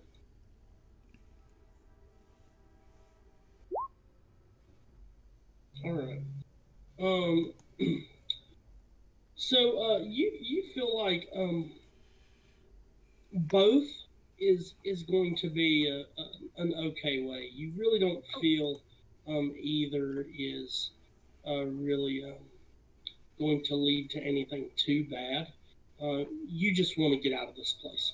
Okay. I'm going to start heading this way. Kind of All right. watching my step, seeing if I see anything out of the ordinary. Kind of on guard. Sure. Knowing the snow plains, knowing what type of creatures lurk around in the wilds. You said this looks Right. like it's man-made? Yes. I'd like to check for traps. Okay. Go ahead and roll me a investigation or perception, either one, whichever one. Let's go for perception. All right. So you don't detect any traps. Okay. In fact, you don't detect anything. But do I see anything else once I get up to here? Okay. Hold on for old Vinbin. I'm not as nimble as you guys. Would you like me to carry you? Oh, that would be delightful. Hop on. Let's hop onto her back. Just. All right. Alright, I'm gonna get up to here and okay, so I see all that now. Don't see any creatures or anything like that. Nope. Alright. Is it dark? Yeah. You're on It's, my back. I have dark vision. It's pretty dark. I'm gonna take my. The further you get in here, actually, the darker it gets. Alright. I'm gonna take my staff and just cast light onto it. Okay. All right, as y'all get there. And you said y'all are being pretty careful, right? Mm-hmm. I'm trying to like look out for any signs of other life form, footprints, trails. Right. Okay. For you guys, if anybody's listening at home, all we're doing is we're traversing through tunnels in a giant cave at the moment. Yeah. And so far we've found nothing of concern. Yes. So this is what you see right now. As you walk in, you notice you notice this ledge, of course. Mm-hmm. Right. And about 10 foot up, you see a statue, and you see a blue flame. Ooh. Okay. Mokarav, are you going to approach it? I guess I'll have to travel this way. Yeah. And kind Be of. careful. So I'm gonna go up around this ramp that kind of goes up to the ledge. Okay.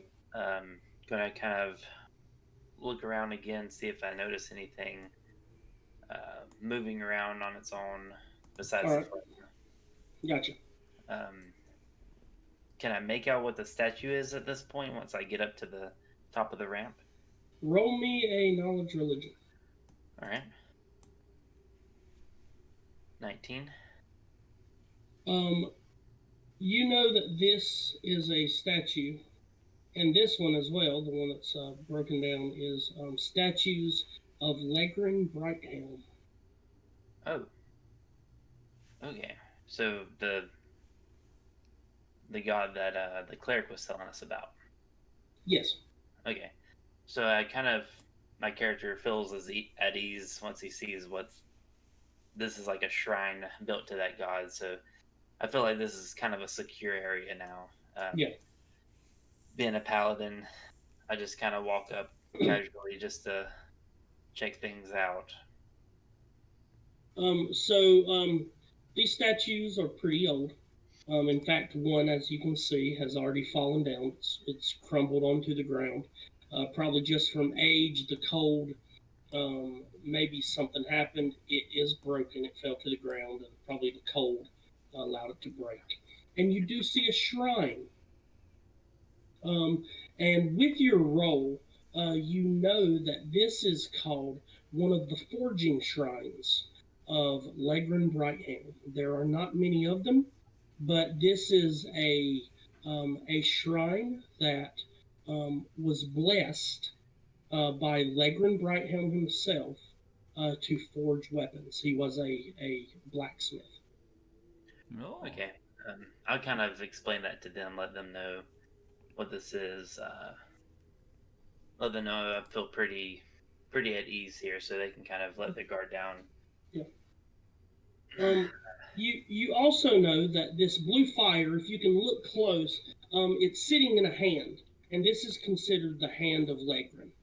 And this flame is, it's not a hot flame, but it is a flame that many people have come to harness and to use. And you know that you can't quite put your finger on what it does, but you know there is something special about these types of altars. And as you investigate the altar, you see it says, "Blessed weapons of the great smith." All right. So, being a paladin and knowing some religion, would I know anything like this would like cast bless on our weapons if I was to place a weapon down in it? You're not sure. Okay. I will give you one more opportunity to roll a religion, but it's going to have to be pretty high, since you know about Legrin, but you don't really follow Legrin. You know what I'm saying? So. That ain't happening. Yeah, you're not sure. That thought, of course, does pass through your mind, but you're not positive. What you do know is, as you get closer to this fire, it is not hot. Mm-hmm. What do you see? You would see at this point, Vinbin, because of the flame. It is a flame. It does let off light, so you would be seeing. Wow, what a odd statue. I want to take one of my daggers and touch it to the blade.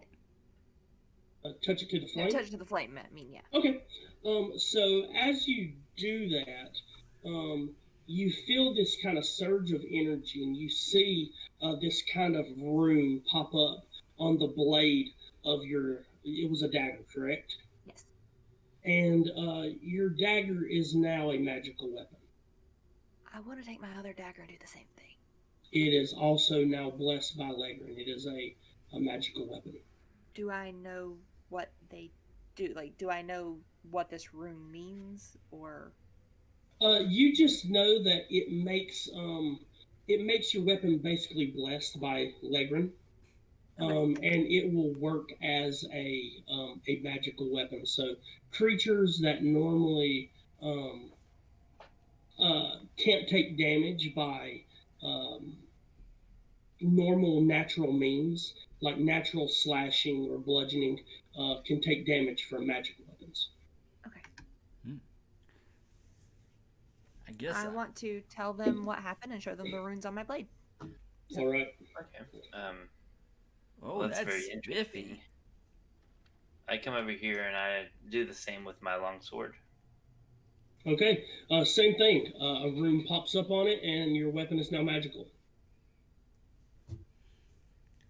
I'm gonna take my scimitar hmm and try to reach up and put it up there. Yeah. As you go to do that, you actually notice the hand almost lower itself to meet your height, as to give you the blessing of Legrin. Oh, this is a very, very convenient hand. And your scimitar, of course, is now a magical weapon.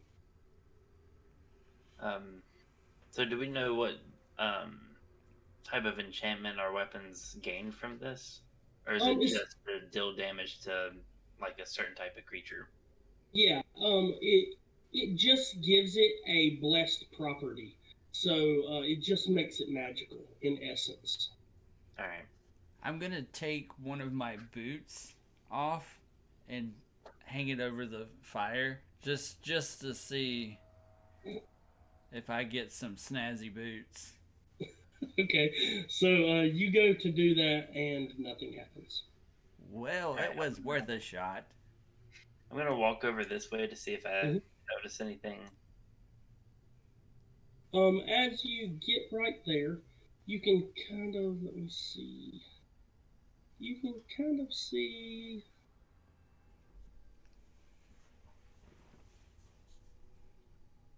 a little bit over here, and you can see further down here. Okay. So I don't see any footprints or anything up here. Like nothing's been up here recently. You roll me a perception.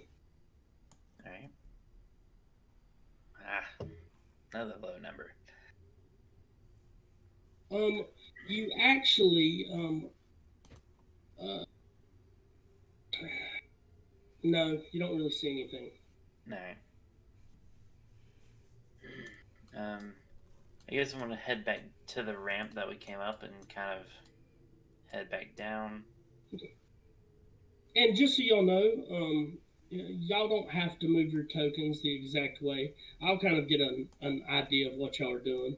Like, so, you don't have to make so many clicks if you don't want to. If you want to, that's fine. I don't mind. But if you don't want to do that, that's all right. I'm Yeah, gonna might stop get- and pick Vinbin back up and just carry him with me. Okay. His legs are so short. Yeah.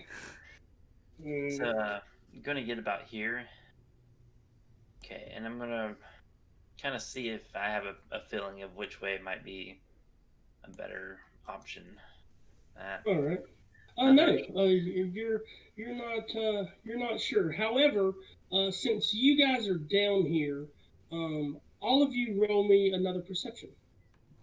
All right.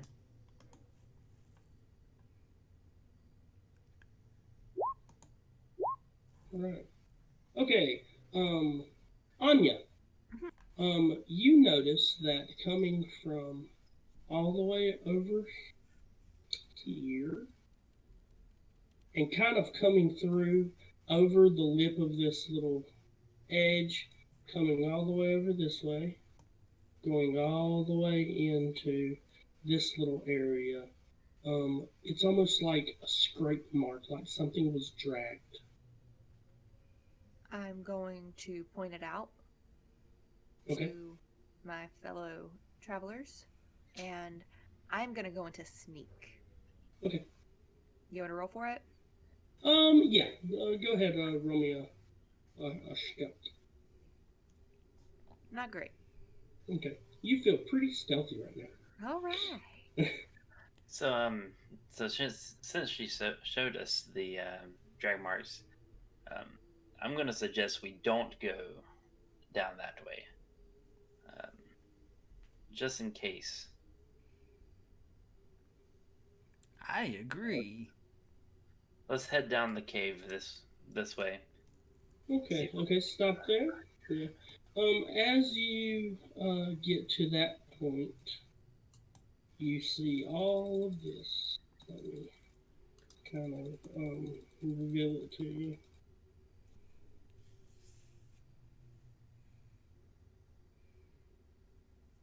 You kind of see over this lip. It's about 15 feet, but you can still see some stuff, um, of course, down here.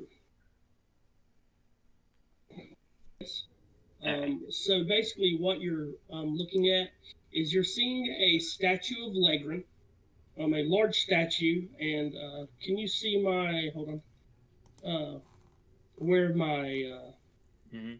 Okay, a statue of Legrin is right here, and you see almost this icy, almost like a archway.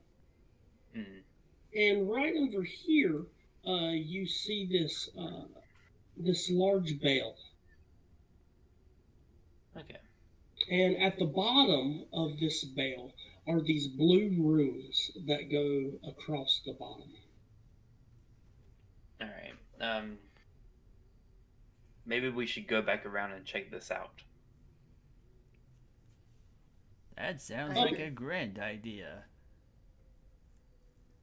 Alright. So y'all gonna go around or just go try to climb down? I don't think it's worth the risk to climb down, honestly. Yeah, I'm just gonna go around. All right. Of course, we're going carefully. Right, yeah. So you all go around and you see it even better. And as you get down, you can actually see that runes are carved into the front of this archway. Anyone that is proficient in knowledge arcane can roll me a knowledge arcane. I'm not proficient. Neither.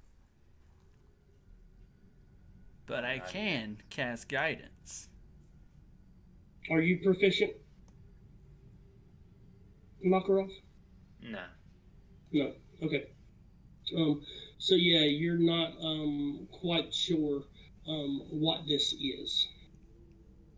Alright, so going up to the bell, can I make out the runes? Are they similar to what's on our weapons now from the blessing? Yes. Okay. I wonder if this bell was in that fire. But once you asked a good question. Good job, little Vinny. Pat you on the head. Ah, thank you. Don't Is spill there my candy. like a rope? Is there a rope hanging from the bell?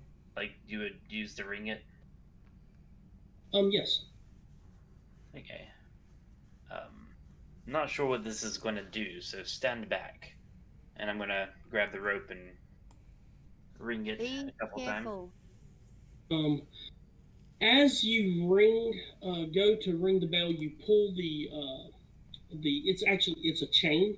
Mm-hmm. You pull the chain, and you kind of just hear a clunking, not a sound really coming from it that you think should be coming from a bell.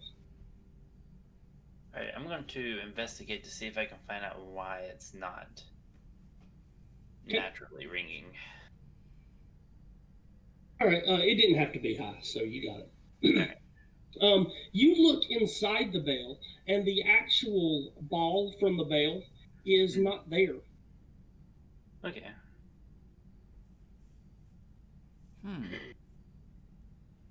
Do we see it anywhere in this room? No.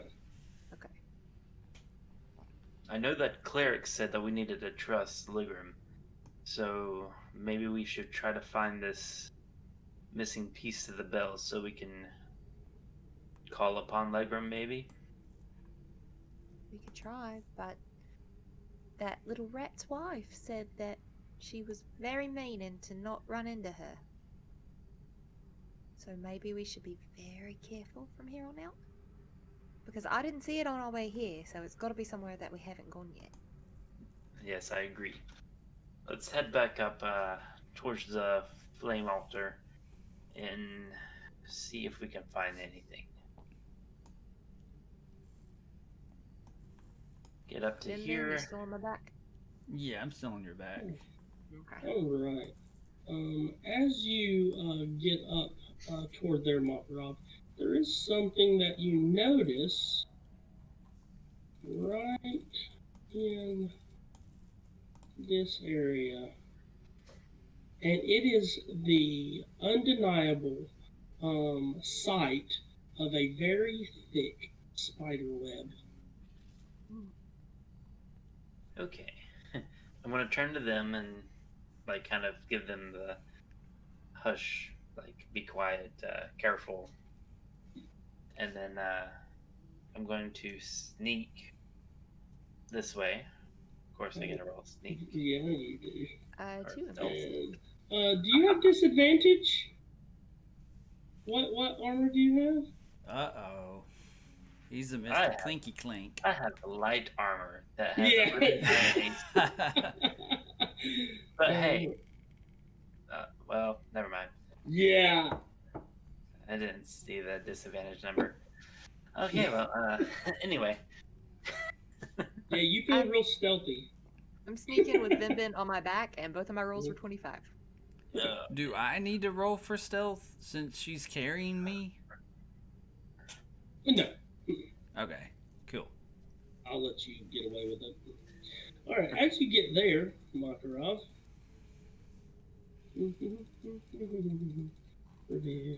Okay. Dead end. Oh no, there's a ramp.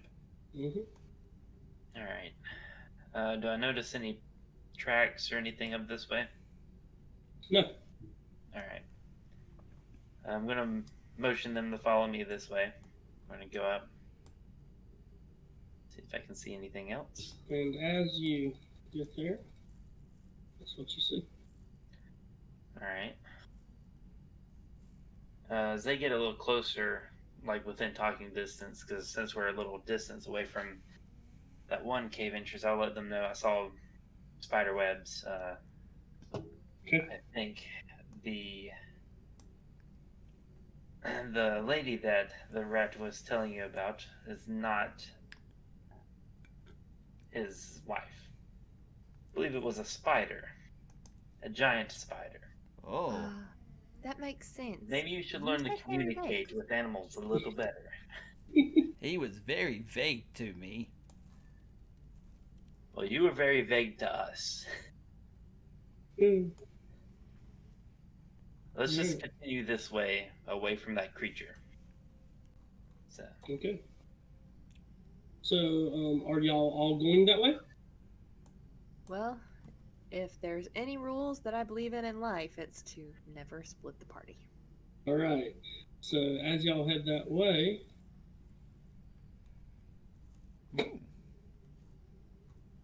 you can look at the bottom of the screen. Can you see all of this one, Jason? I mean, yeah, I mean, Okay, cool. kind of weird.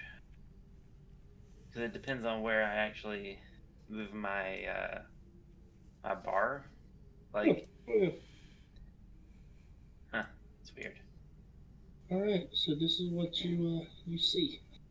You want to move up a little Okay. bit? Yeah, sure. As you get there, I Hmm. can't move her anymore. really, maybe. Hold on. Maybe I'm not clicking. I bet I know what it is. It's probably going to be like that with most of the places because we changed your token. That's my Oh, fault. sorry. No, that's cool. No problem. There you go. You should be able to move her now. Yeah. Okay, as you get up that way, I'm trying to dampen some of these clicks to reveal what you're kind of seeing. All right. Ooh. I'm guessing I see blood up ahead. Yes. Hmm. Maybe we shouldn't go this way. least Oh, look, guys, I see more jelly. I keep telling you that's not jelly. Going to continue going this way, kind of looking for tracks again, Alright. making sure. Alright. Roll me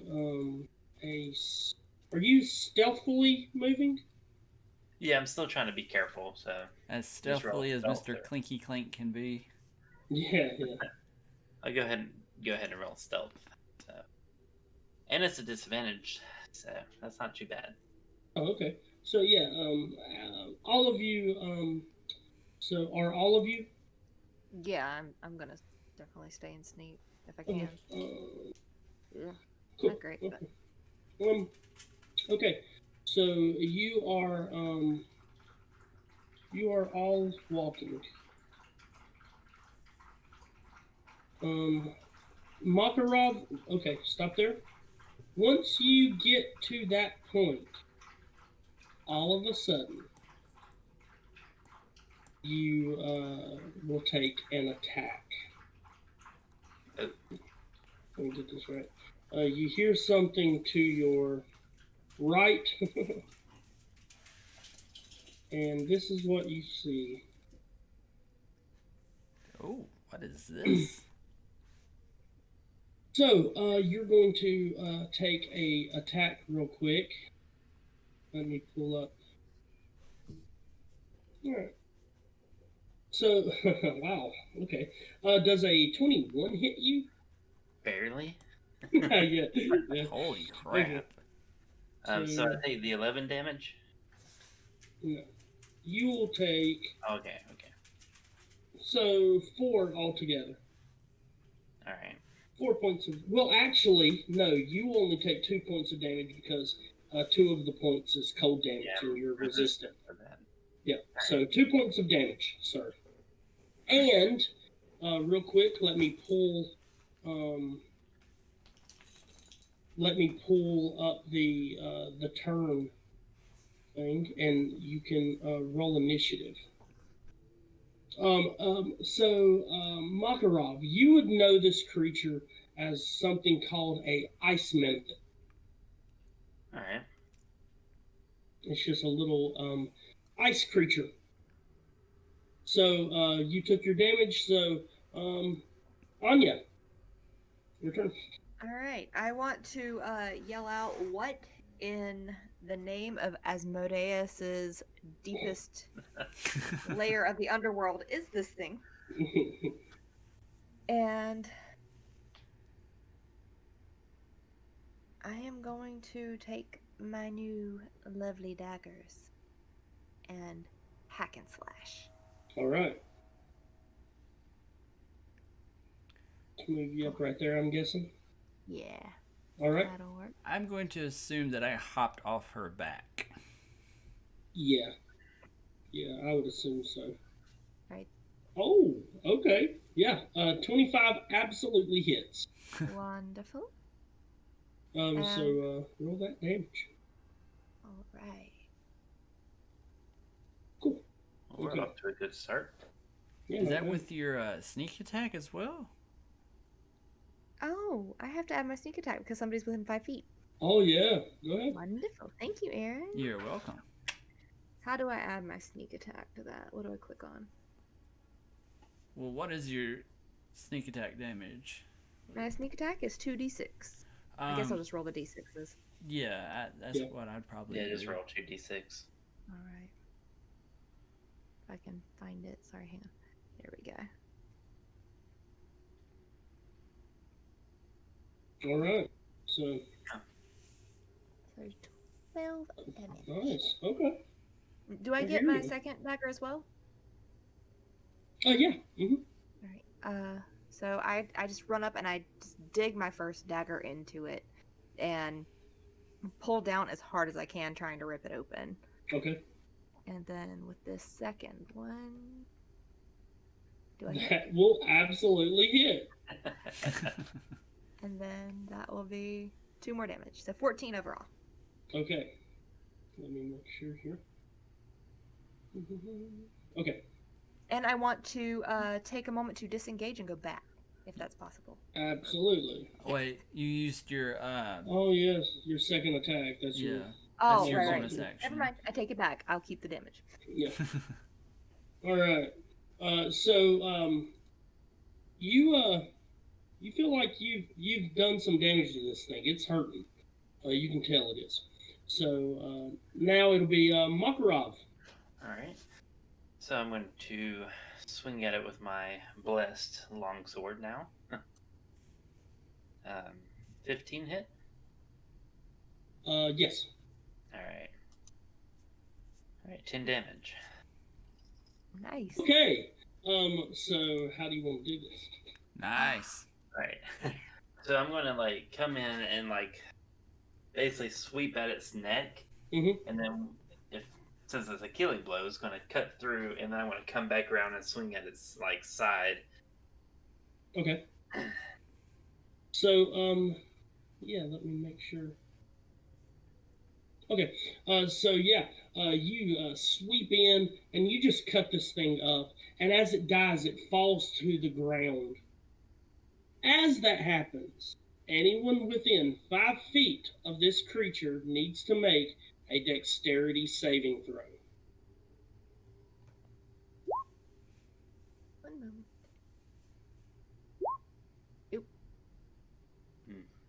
Both of you actually succeed, so you're going to take half damage on this here. So you're going to take 3 points of damage, each one of you, except Vinbin. Because I stayed away. Yeah. However, this creature is dead. Wonderful. Nice. All right. Now then, with that being said, this creature is of course gone. Let me go ahead. All of a sudden, Oh. yeah. These two got. Alright. Sorry, Vinbin. You last. Mokarav, you went. Did you want to make a movement real quick? Where are the creatures at? Do we know? Yeah. You do not know. Okay. You can see. I will give you this because you can see down this hallway. Let me get this revealed for you.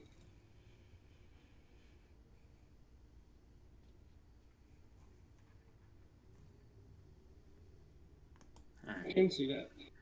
So I'm just gonna stand my ground and pretty much just tell them get behind me. Okay. You don't have to tell me twice. So this creature is actually gone because he has exploded into shards of ice.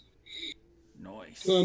As that happens, from this corner you see a creature come out. He is going to get there. And he is going to attack. All right. Does I'm guessing an 8 does not hit you. Nah, not even. Yeah, I didn't think so. Okay, and then all of a sudden, another comes out. And he is going to attempt to attack you as well. All right. However, he is going to do something a little different. All right, he is going to exhale a 15-foot cone of cold air. So each creature in this area must succeed on a DC 10 dexterity saving throw, as you can see. So that's going to be pretty much all of you. Vinbin, I will actually give you advantage on this because you're kind of further back, and I feel like you would have some protection with Anya kind of standing there. Nice. Okay. Is it a dex saving throw? Yes. Okay. Well, all of you made it. So y'all kind of Y'all succeeded on it. However, y'all are going to take half damage. And I take half of that half damage. Yeah. Wow. So I take. You'll actually take one because that's literally all you can do. So each one of you actually take 1 damage. Wow, I'm rolling great today. You are. We appreciate it. Yeah, We anytime. fully love this digital dice that you're rolling. All right, yay! No matter Anyways, what dice you roll, Justin, you're terrible. Yeah, apparently. So now, Vinbin, it is now your turn. All right. I kind of I guess I'll use my free action to kind of see how my teammates are looking, like if they are healthy, do they need some healing? Oh yeah. Yeah, they're actually looking they're looking pretty decent. You know that Mokarav was hit once, and of course the ice, the last attack kind of hit you guys, but I feel like y'all should be looking pretty decent, I would think. All right. Well, if that's the case, I am going to cast Sacred Flame at, let's see, really, well, I guess really the only one I can see is this one. The one to the right of Mokarav? Yeah. Well, I'm gonna say you can actually see both of them. Okay.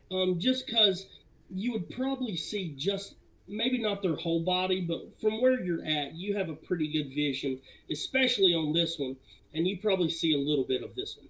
All right. Well, I'll still go after this guy. Okay. Some Sacred Flame. All right.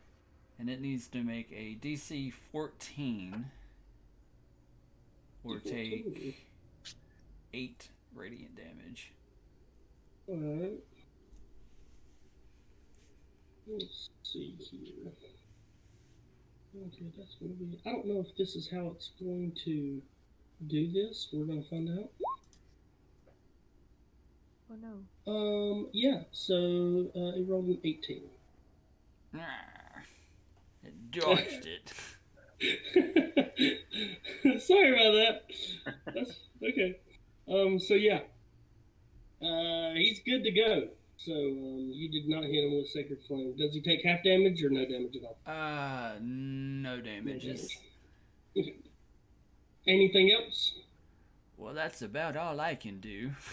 Okay. Anya. I am going to hit the one around, I guess what would be our left? The one to... at the left bend of this cave. I'm going to run up, and I am going to do the same maneuver as on the last one because I saw that it worked exceptionally well and hope for the best on this one as well. So I'm going to take my dominant hand dagger, and is anyone within 5 feet? Yeah, Mokarav is. Yeah, I'm right there. Okay, perfect. So I'm going to hope for the best here. Does a 14 hit? It does. Wonderful. Okay, I'm going to take that dagger and we'll do the same thing. Just dig in and rip down its body. Okay. And that's going to be 7 damage plus my... if I can find it. Plus my sneak attack, which is 2d6. It's going to be 8 more damage, so we're at 15 now. And then I'm going to go in with my second dagger. And hope for the best with that as well. Okay. Oh, wow. That I'm will sure hit. 17 hits. So 17 damage in all. Goodness gracious.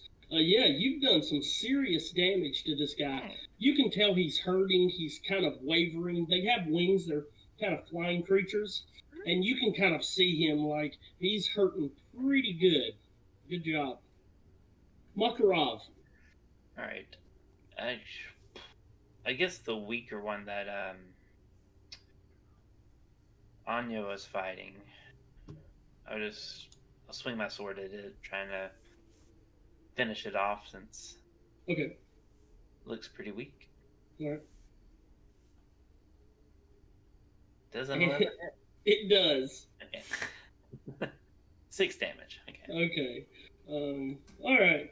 So, Anya, after you have meticulously attacked this creature and truly injured it to the point you're feeling real confident about your next attack, all of a sudden you see this blessed longsword kind of fly by you and just strike the thing in the head as it falls down at your feet.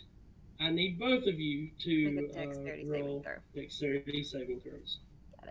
Ooh. Ooh. Okay.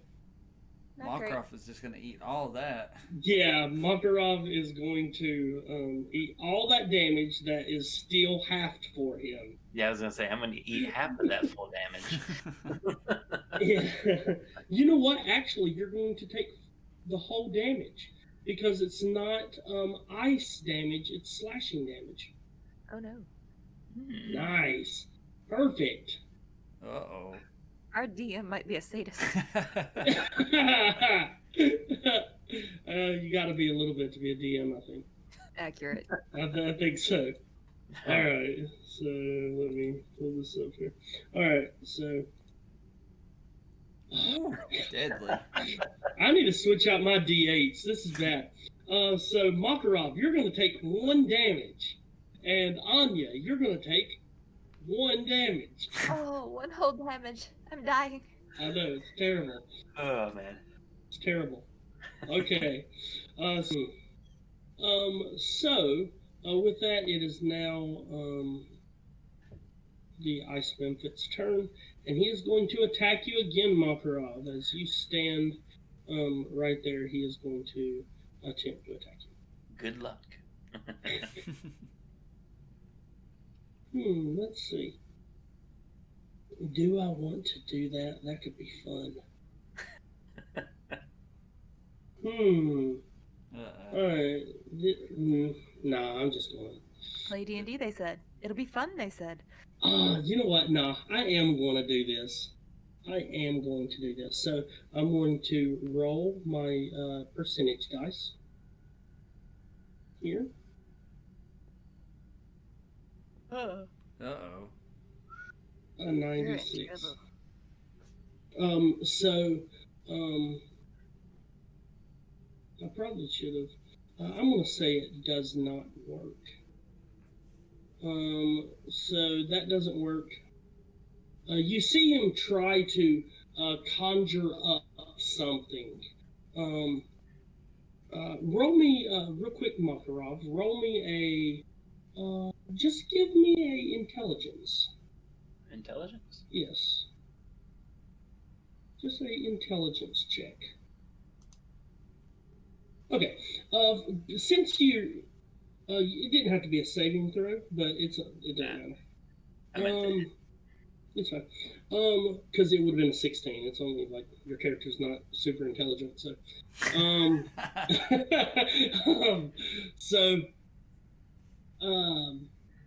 Basically, you know that these creatures, the Ice Memphits, they can actually summon other Ice Memphits.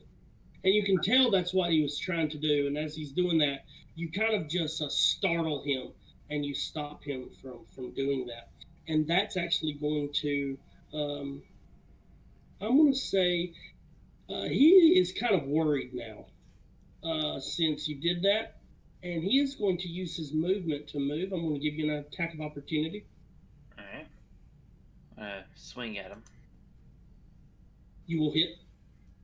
4 damage. 4 damage. Okay, so you hit him, and he just keeps on going. All right. So clearly, Wait, was it not my turn? While he Well, was it's his moving movement. away? Because he didn't move. Huh? He attacked, but then he still had movement, so he just got okay. away. I was like, Well, God, we sorry, can- I was gonna we can blast either him. Fix it. We can fix it, or I was gonna blast him. Now, I have a question about these creatures. Yes. Are they more bird-like or insect-like? If you, they're almost kind of goblin-y like. I can actually show you exactly what they look like since the combat is now over. Y'all did win. Good job. Thanks. He got away. He was getting the heck out of Dodge. So I will go ahead and show you what these guys look like. If I can pull it up so everybody can kind of get a good look. They look pretty cool. They're cool little creatures. Oh wow. Oh. You know, Hard to they're see on almost this. goblin-y, trollish. What are You y'all? know? So Oh, there it is. basically, if you've seen the Halloween tree, I don't know if anybody's watched this movie, but myself and Aaron, since I've made them, but they kind of look like Mr. Moundshroud in the face, Oh God, it does. right? so yeah, combat is over. Y'all did good. Good job. Interesting. Is everyone okay? Perilous. I believe so. I might need to take a potion real quick. Oh, don't you worry about that. And I walk over to Mokarav, Mm-hmm. and you see these green lights kind of emanate off of him, and I go and touch Mokarav, and I use my Mark of Healing powers and cast Cure Wounds on him. Mm. Okay, so you're going to take 6 plus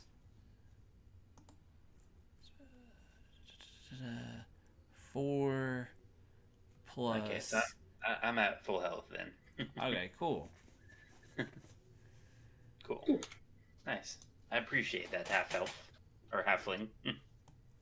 Oh, you're making me taller than I am.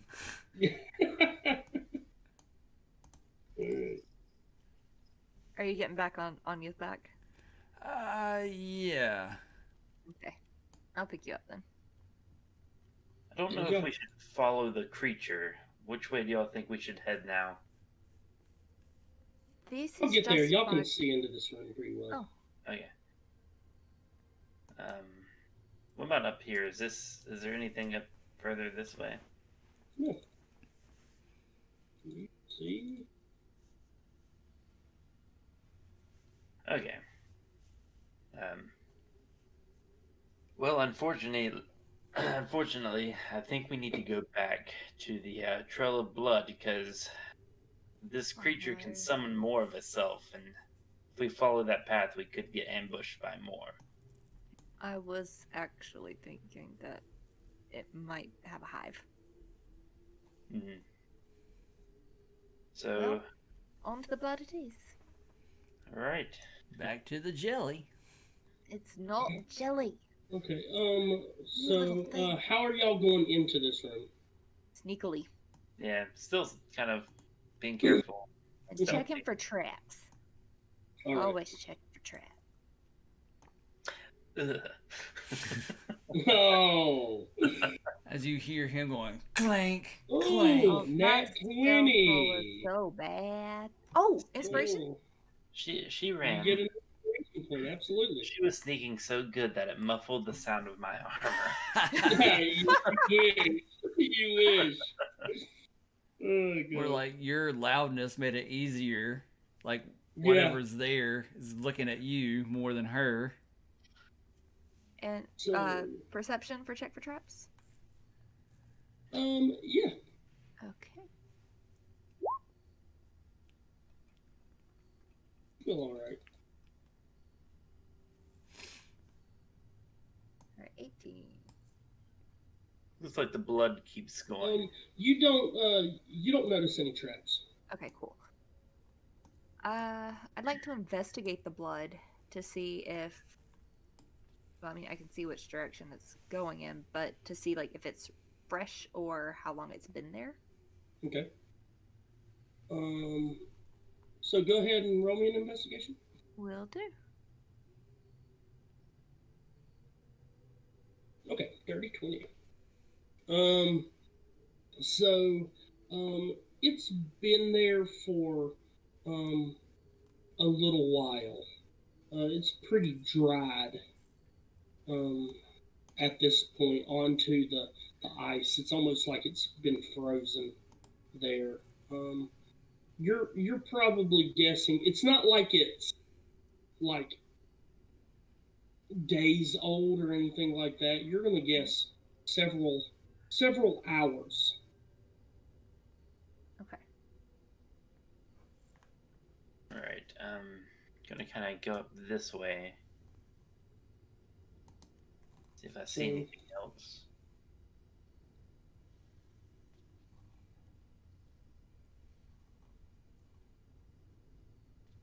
Let's see.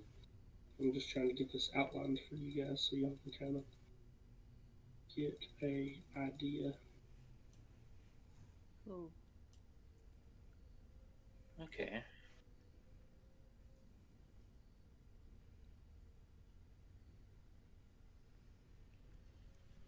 Well, there's plenty of blood that way. Maybe we should head this way.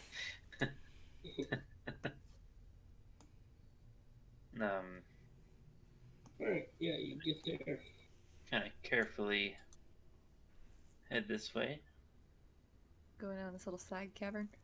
Okay, what am I seeing right now?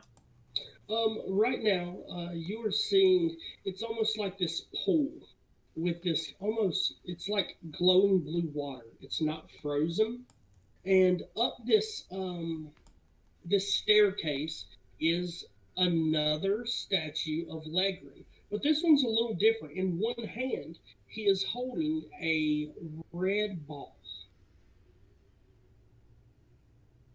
Does the ball look like, well, I guess I'd have to get up to it. Mm-hmm. So, looking at it, could I tell if that's what belonged to the bell? You're unsure. Okay. Knowledge religion? Sure, yeah.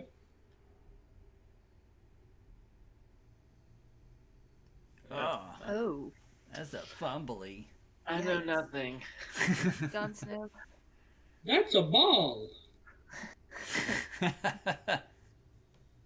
what do I notice kind of looking this way? So you notice some rocks that's kind of fallen. You don't really tell anything from where you're at. I want to go up and investigate to see if maybe this ball is movable and or if I took this ball, if anything would happen.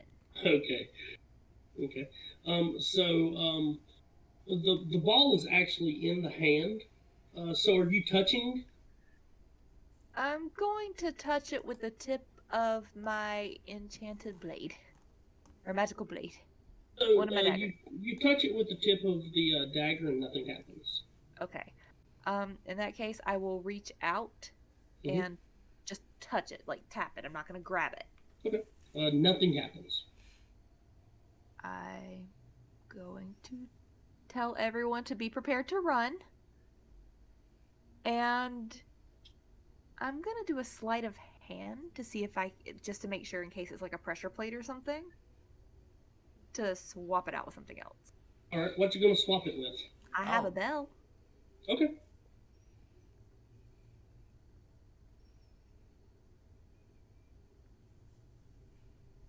Great.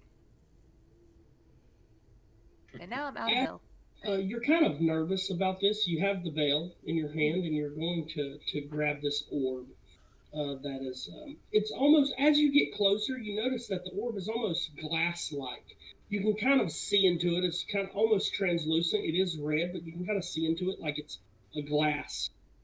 And you grab the orb and you go to switch it out, but when you do, the orb kind of hits the bell, and you don't get it in time. But however, nothing does happen, and the bell is in the hand of Legrin. I'm just gonna take my bell back then. Okay. All right. Gonna head down this way, see if I can All right. see anything down here where the rocks were. All right. Roll me an investigation. All right. Okay. So as you're looking, you're kind of moving some of those rocks. You move the rocks over, and you notice a small little opening in the wall. Far too small for a dragonborn such as yourself to fit in. Vinbin, get over here. Yes, what's going on? You see this hole here? Well, not through you, big guy.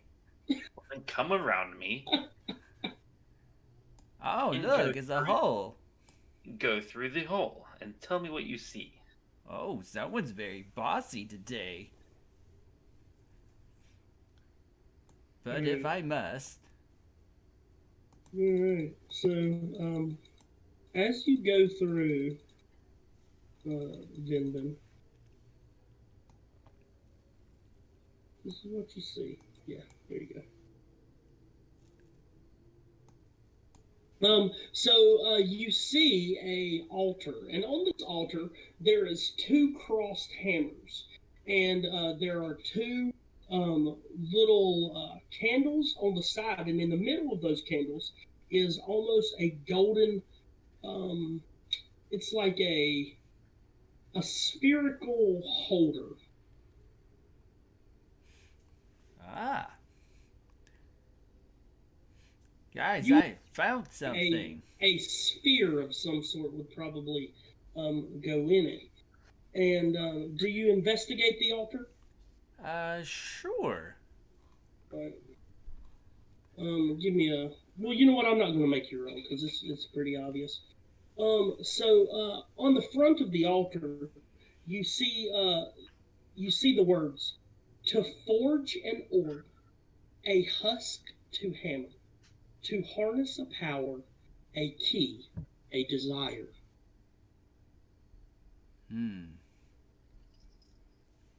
I pull out one of my candies and I Okay. put it on in the little circle. Okay. Nothing happens. Good, good, good. Just as I expected. I'm like, well, I'm gonna yell down the hole and ask, "What do you see?" Vinvin, yes. what's in there? It's an altar with a round circle. A round something circle? round should go in it. Well, there's this red orb. Ah, that's a mighty fine idea. Hand it to me. I did get it earlier, correct? So we're going to say you actually hand that to him. Good deal. Right, so I roll it down to you through the hole. All right, I guess I'll just catch it and like, okay, here goes All right. nothing. If I die, I die. Okay. So you put the orb into the holder, correct? Yes. Okay. As you do that, I need Aine and Mokarav to roll me a perception.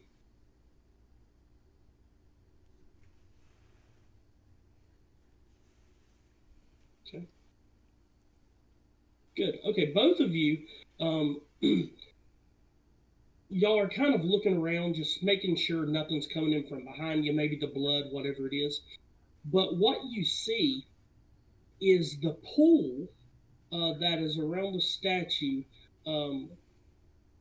It glows a teal blue, and it pulses 3 times. And then it dies down. And Vinbin, you see the orb begin having something looks like it begins swirling in the orb. Ooh, this is interesting. What do you see, Vinbin? The orb had swirlies inside of it, like a caramel.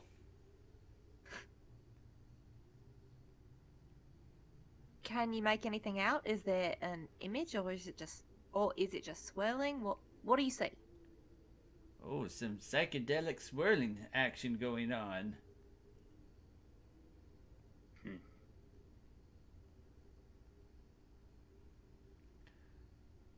Now, what else was in this altar area? There's 2 candles, and crossed in the front there are 2 hammers. It looks like smithing hammers. Ah, okay. Hey guys, there's also these 2 hammers What else?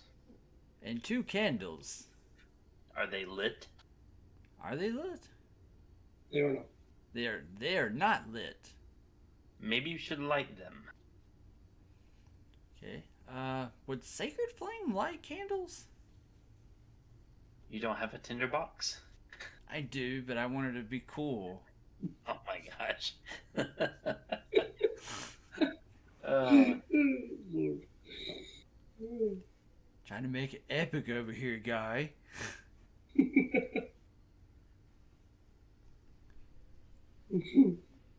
So I guess I'll take my boring tinderbox and go and kind of strike at I the. want to know why you put air quotes around that. You put the air quotes around tinderbox. All right. You do light the candles. Nice. The room is a lot brighter. Cool. Now my poor little not dark vision eyes can see. Yeah. I'm sure you probably still have that marble, right? You was holding it, correct? I mean, not the marble. I don't know why I said Oh marble. yeah, I have light on my staff. Staff. Yeah. Completely forgot about that. It's so bright I forgot. Is Justin frozen for anybody else? No. Let's see. No, he's pretty good. Okay. I'll just pretend he's not frozen. Okay. So, I suppose, would you guys need a hammer or 2? Should you really be removing things from an altar? I mean, does the hammers look like it's part of the altar? I guess I'll give them a good wiggle. They do move. Oh, they do move. But maybe they were put there because altars are usually made for worship. So maybe they're there for a reason. Do you see anything else? Nope. Because out of character, the poem or the inscription, we haven't heard or seen any of that yet. I'm just saying, like, if you're going to share it, you're gonna have to tell our characters because we don't know. Oh, yeah, I should probably read them what I read. All right. So, he tells you the words, and they are: to forge an orb, a husk to hammer, to harness a power, a key, a desire. What do you guys think that means? Is there anything I could roll for to see if I figured that out? Because I, as the player, have no idea. Roll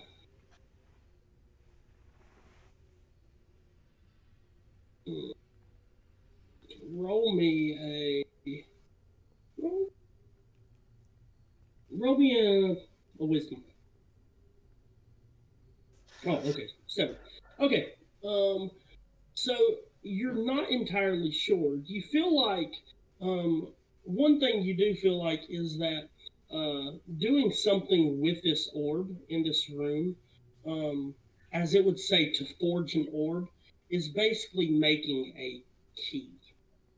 Okay. Maybe you should smash the orb with a hammer. Perhaps there's a key inside? Ah, well, let's let's crack this bad boy up. And I guess I'll put the orb back down onto the shrine and pick Okay. up one of these hammers that probably weighs more than I do. So as you put the, I thought, so you picked the orb up. Yeah, I picked it up to look Okay. at the swirlies. As you put the orb back down, and you two are continually looking kind of to your back, you notice that the pool pulses 4 times. Boom, boom, boom, boom. And Vinbin, you see swirls start happening in the orb again. Ah, I'm more gonna swirlies. Investigate the pool. Okay. It just looks like a normal fountain of water that would surround a statue. Okay. It's not real deep. It's probably maybe 9 inches of water. What did the statue look like again? It's Legrin. It's just him standing there. Yeah, he had his hand out and he's holding a spear. Okay. Alright. I pick up one of the hammers and just Okay. swing it down onto the orb. Okay. So as you swing the hammer, you hit the orb. You see it glow a teal blue, and as y'all hear a ting, you see the water ripple. I'm gonna yell, "Do it again!" Oh, all right. And I take a swing. Boom. Okay, same thing happens. More glowing, and you see the swirling starts to get faster and more, just like almost more present in the orb. And you see the ripples, and you two see the ripples on the water again. Vinbin, it pulsed 4 times the last time. Hit it 2 more times. All right. And I hit it. Doof, doof. All right, you hit it 2 more times. As that happens, you see the eyes of the statue light up and kind of look up as you hear the groaning of the stone kind of melting and moving, and you see it look up, and the water ripples, and then it kind of calms down, and Vinbin, the orb that was red is now filled with this swirling blue and white, almost like a mist, like a presence. You get the feeling of there is a divine kind of power in this orb. Ooh. Do you Sparkly. that's what you see? Yeah. Sorry. The orb is not red anymore, guys. It's become ultra instinct. Good night. Bring the orb out here. Maybe it will do something if we put it Mokarav. back on the statue. But Mokarav, the bell, it was missing the clapper thing, and weren't the runes blue? Yes, they were. Could that possibly interconnect? Let's see. Inspiration point? I already have one. Oh well, you can't get another one. Sorry. All right. I guess we're going to head back carefully to the bell. Before we do, I want to because you said the statue looked up. I want to look up and just see if there's anything up there. No. You feel like it was just a type of summoning Okay. to harness the power of Legrin. So you all head back down this way, I'm assuming. Mhm. Okay. So let's go back to. Boom. All right, we're back. Ooh, okay.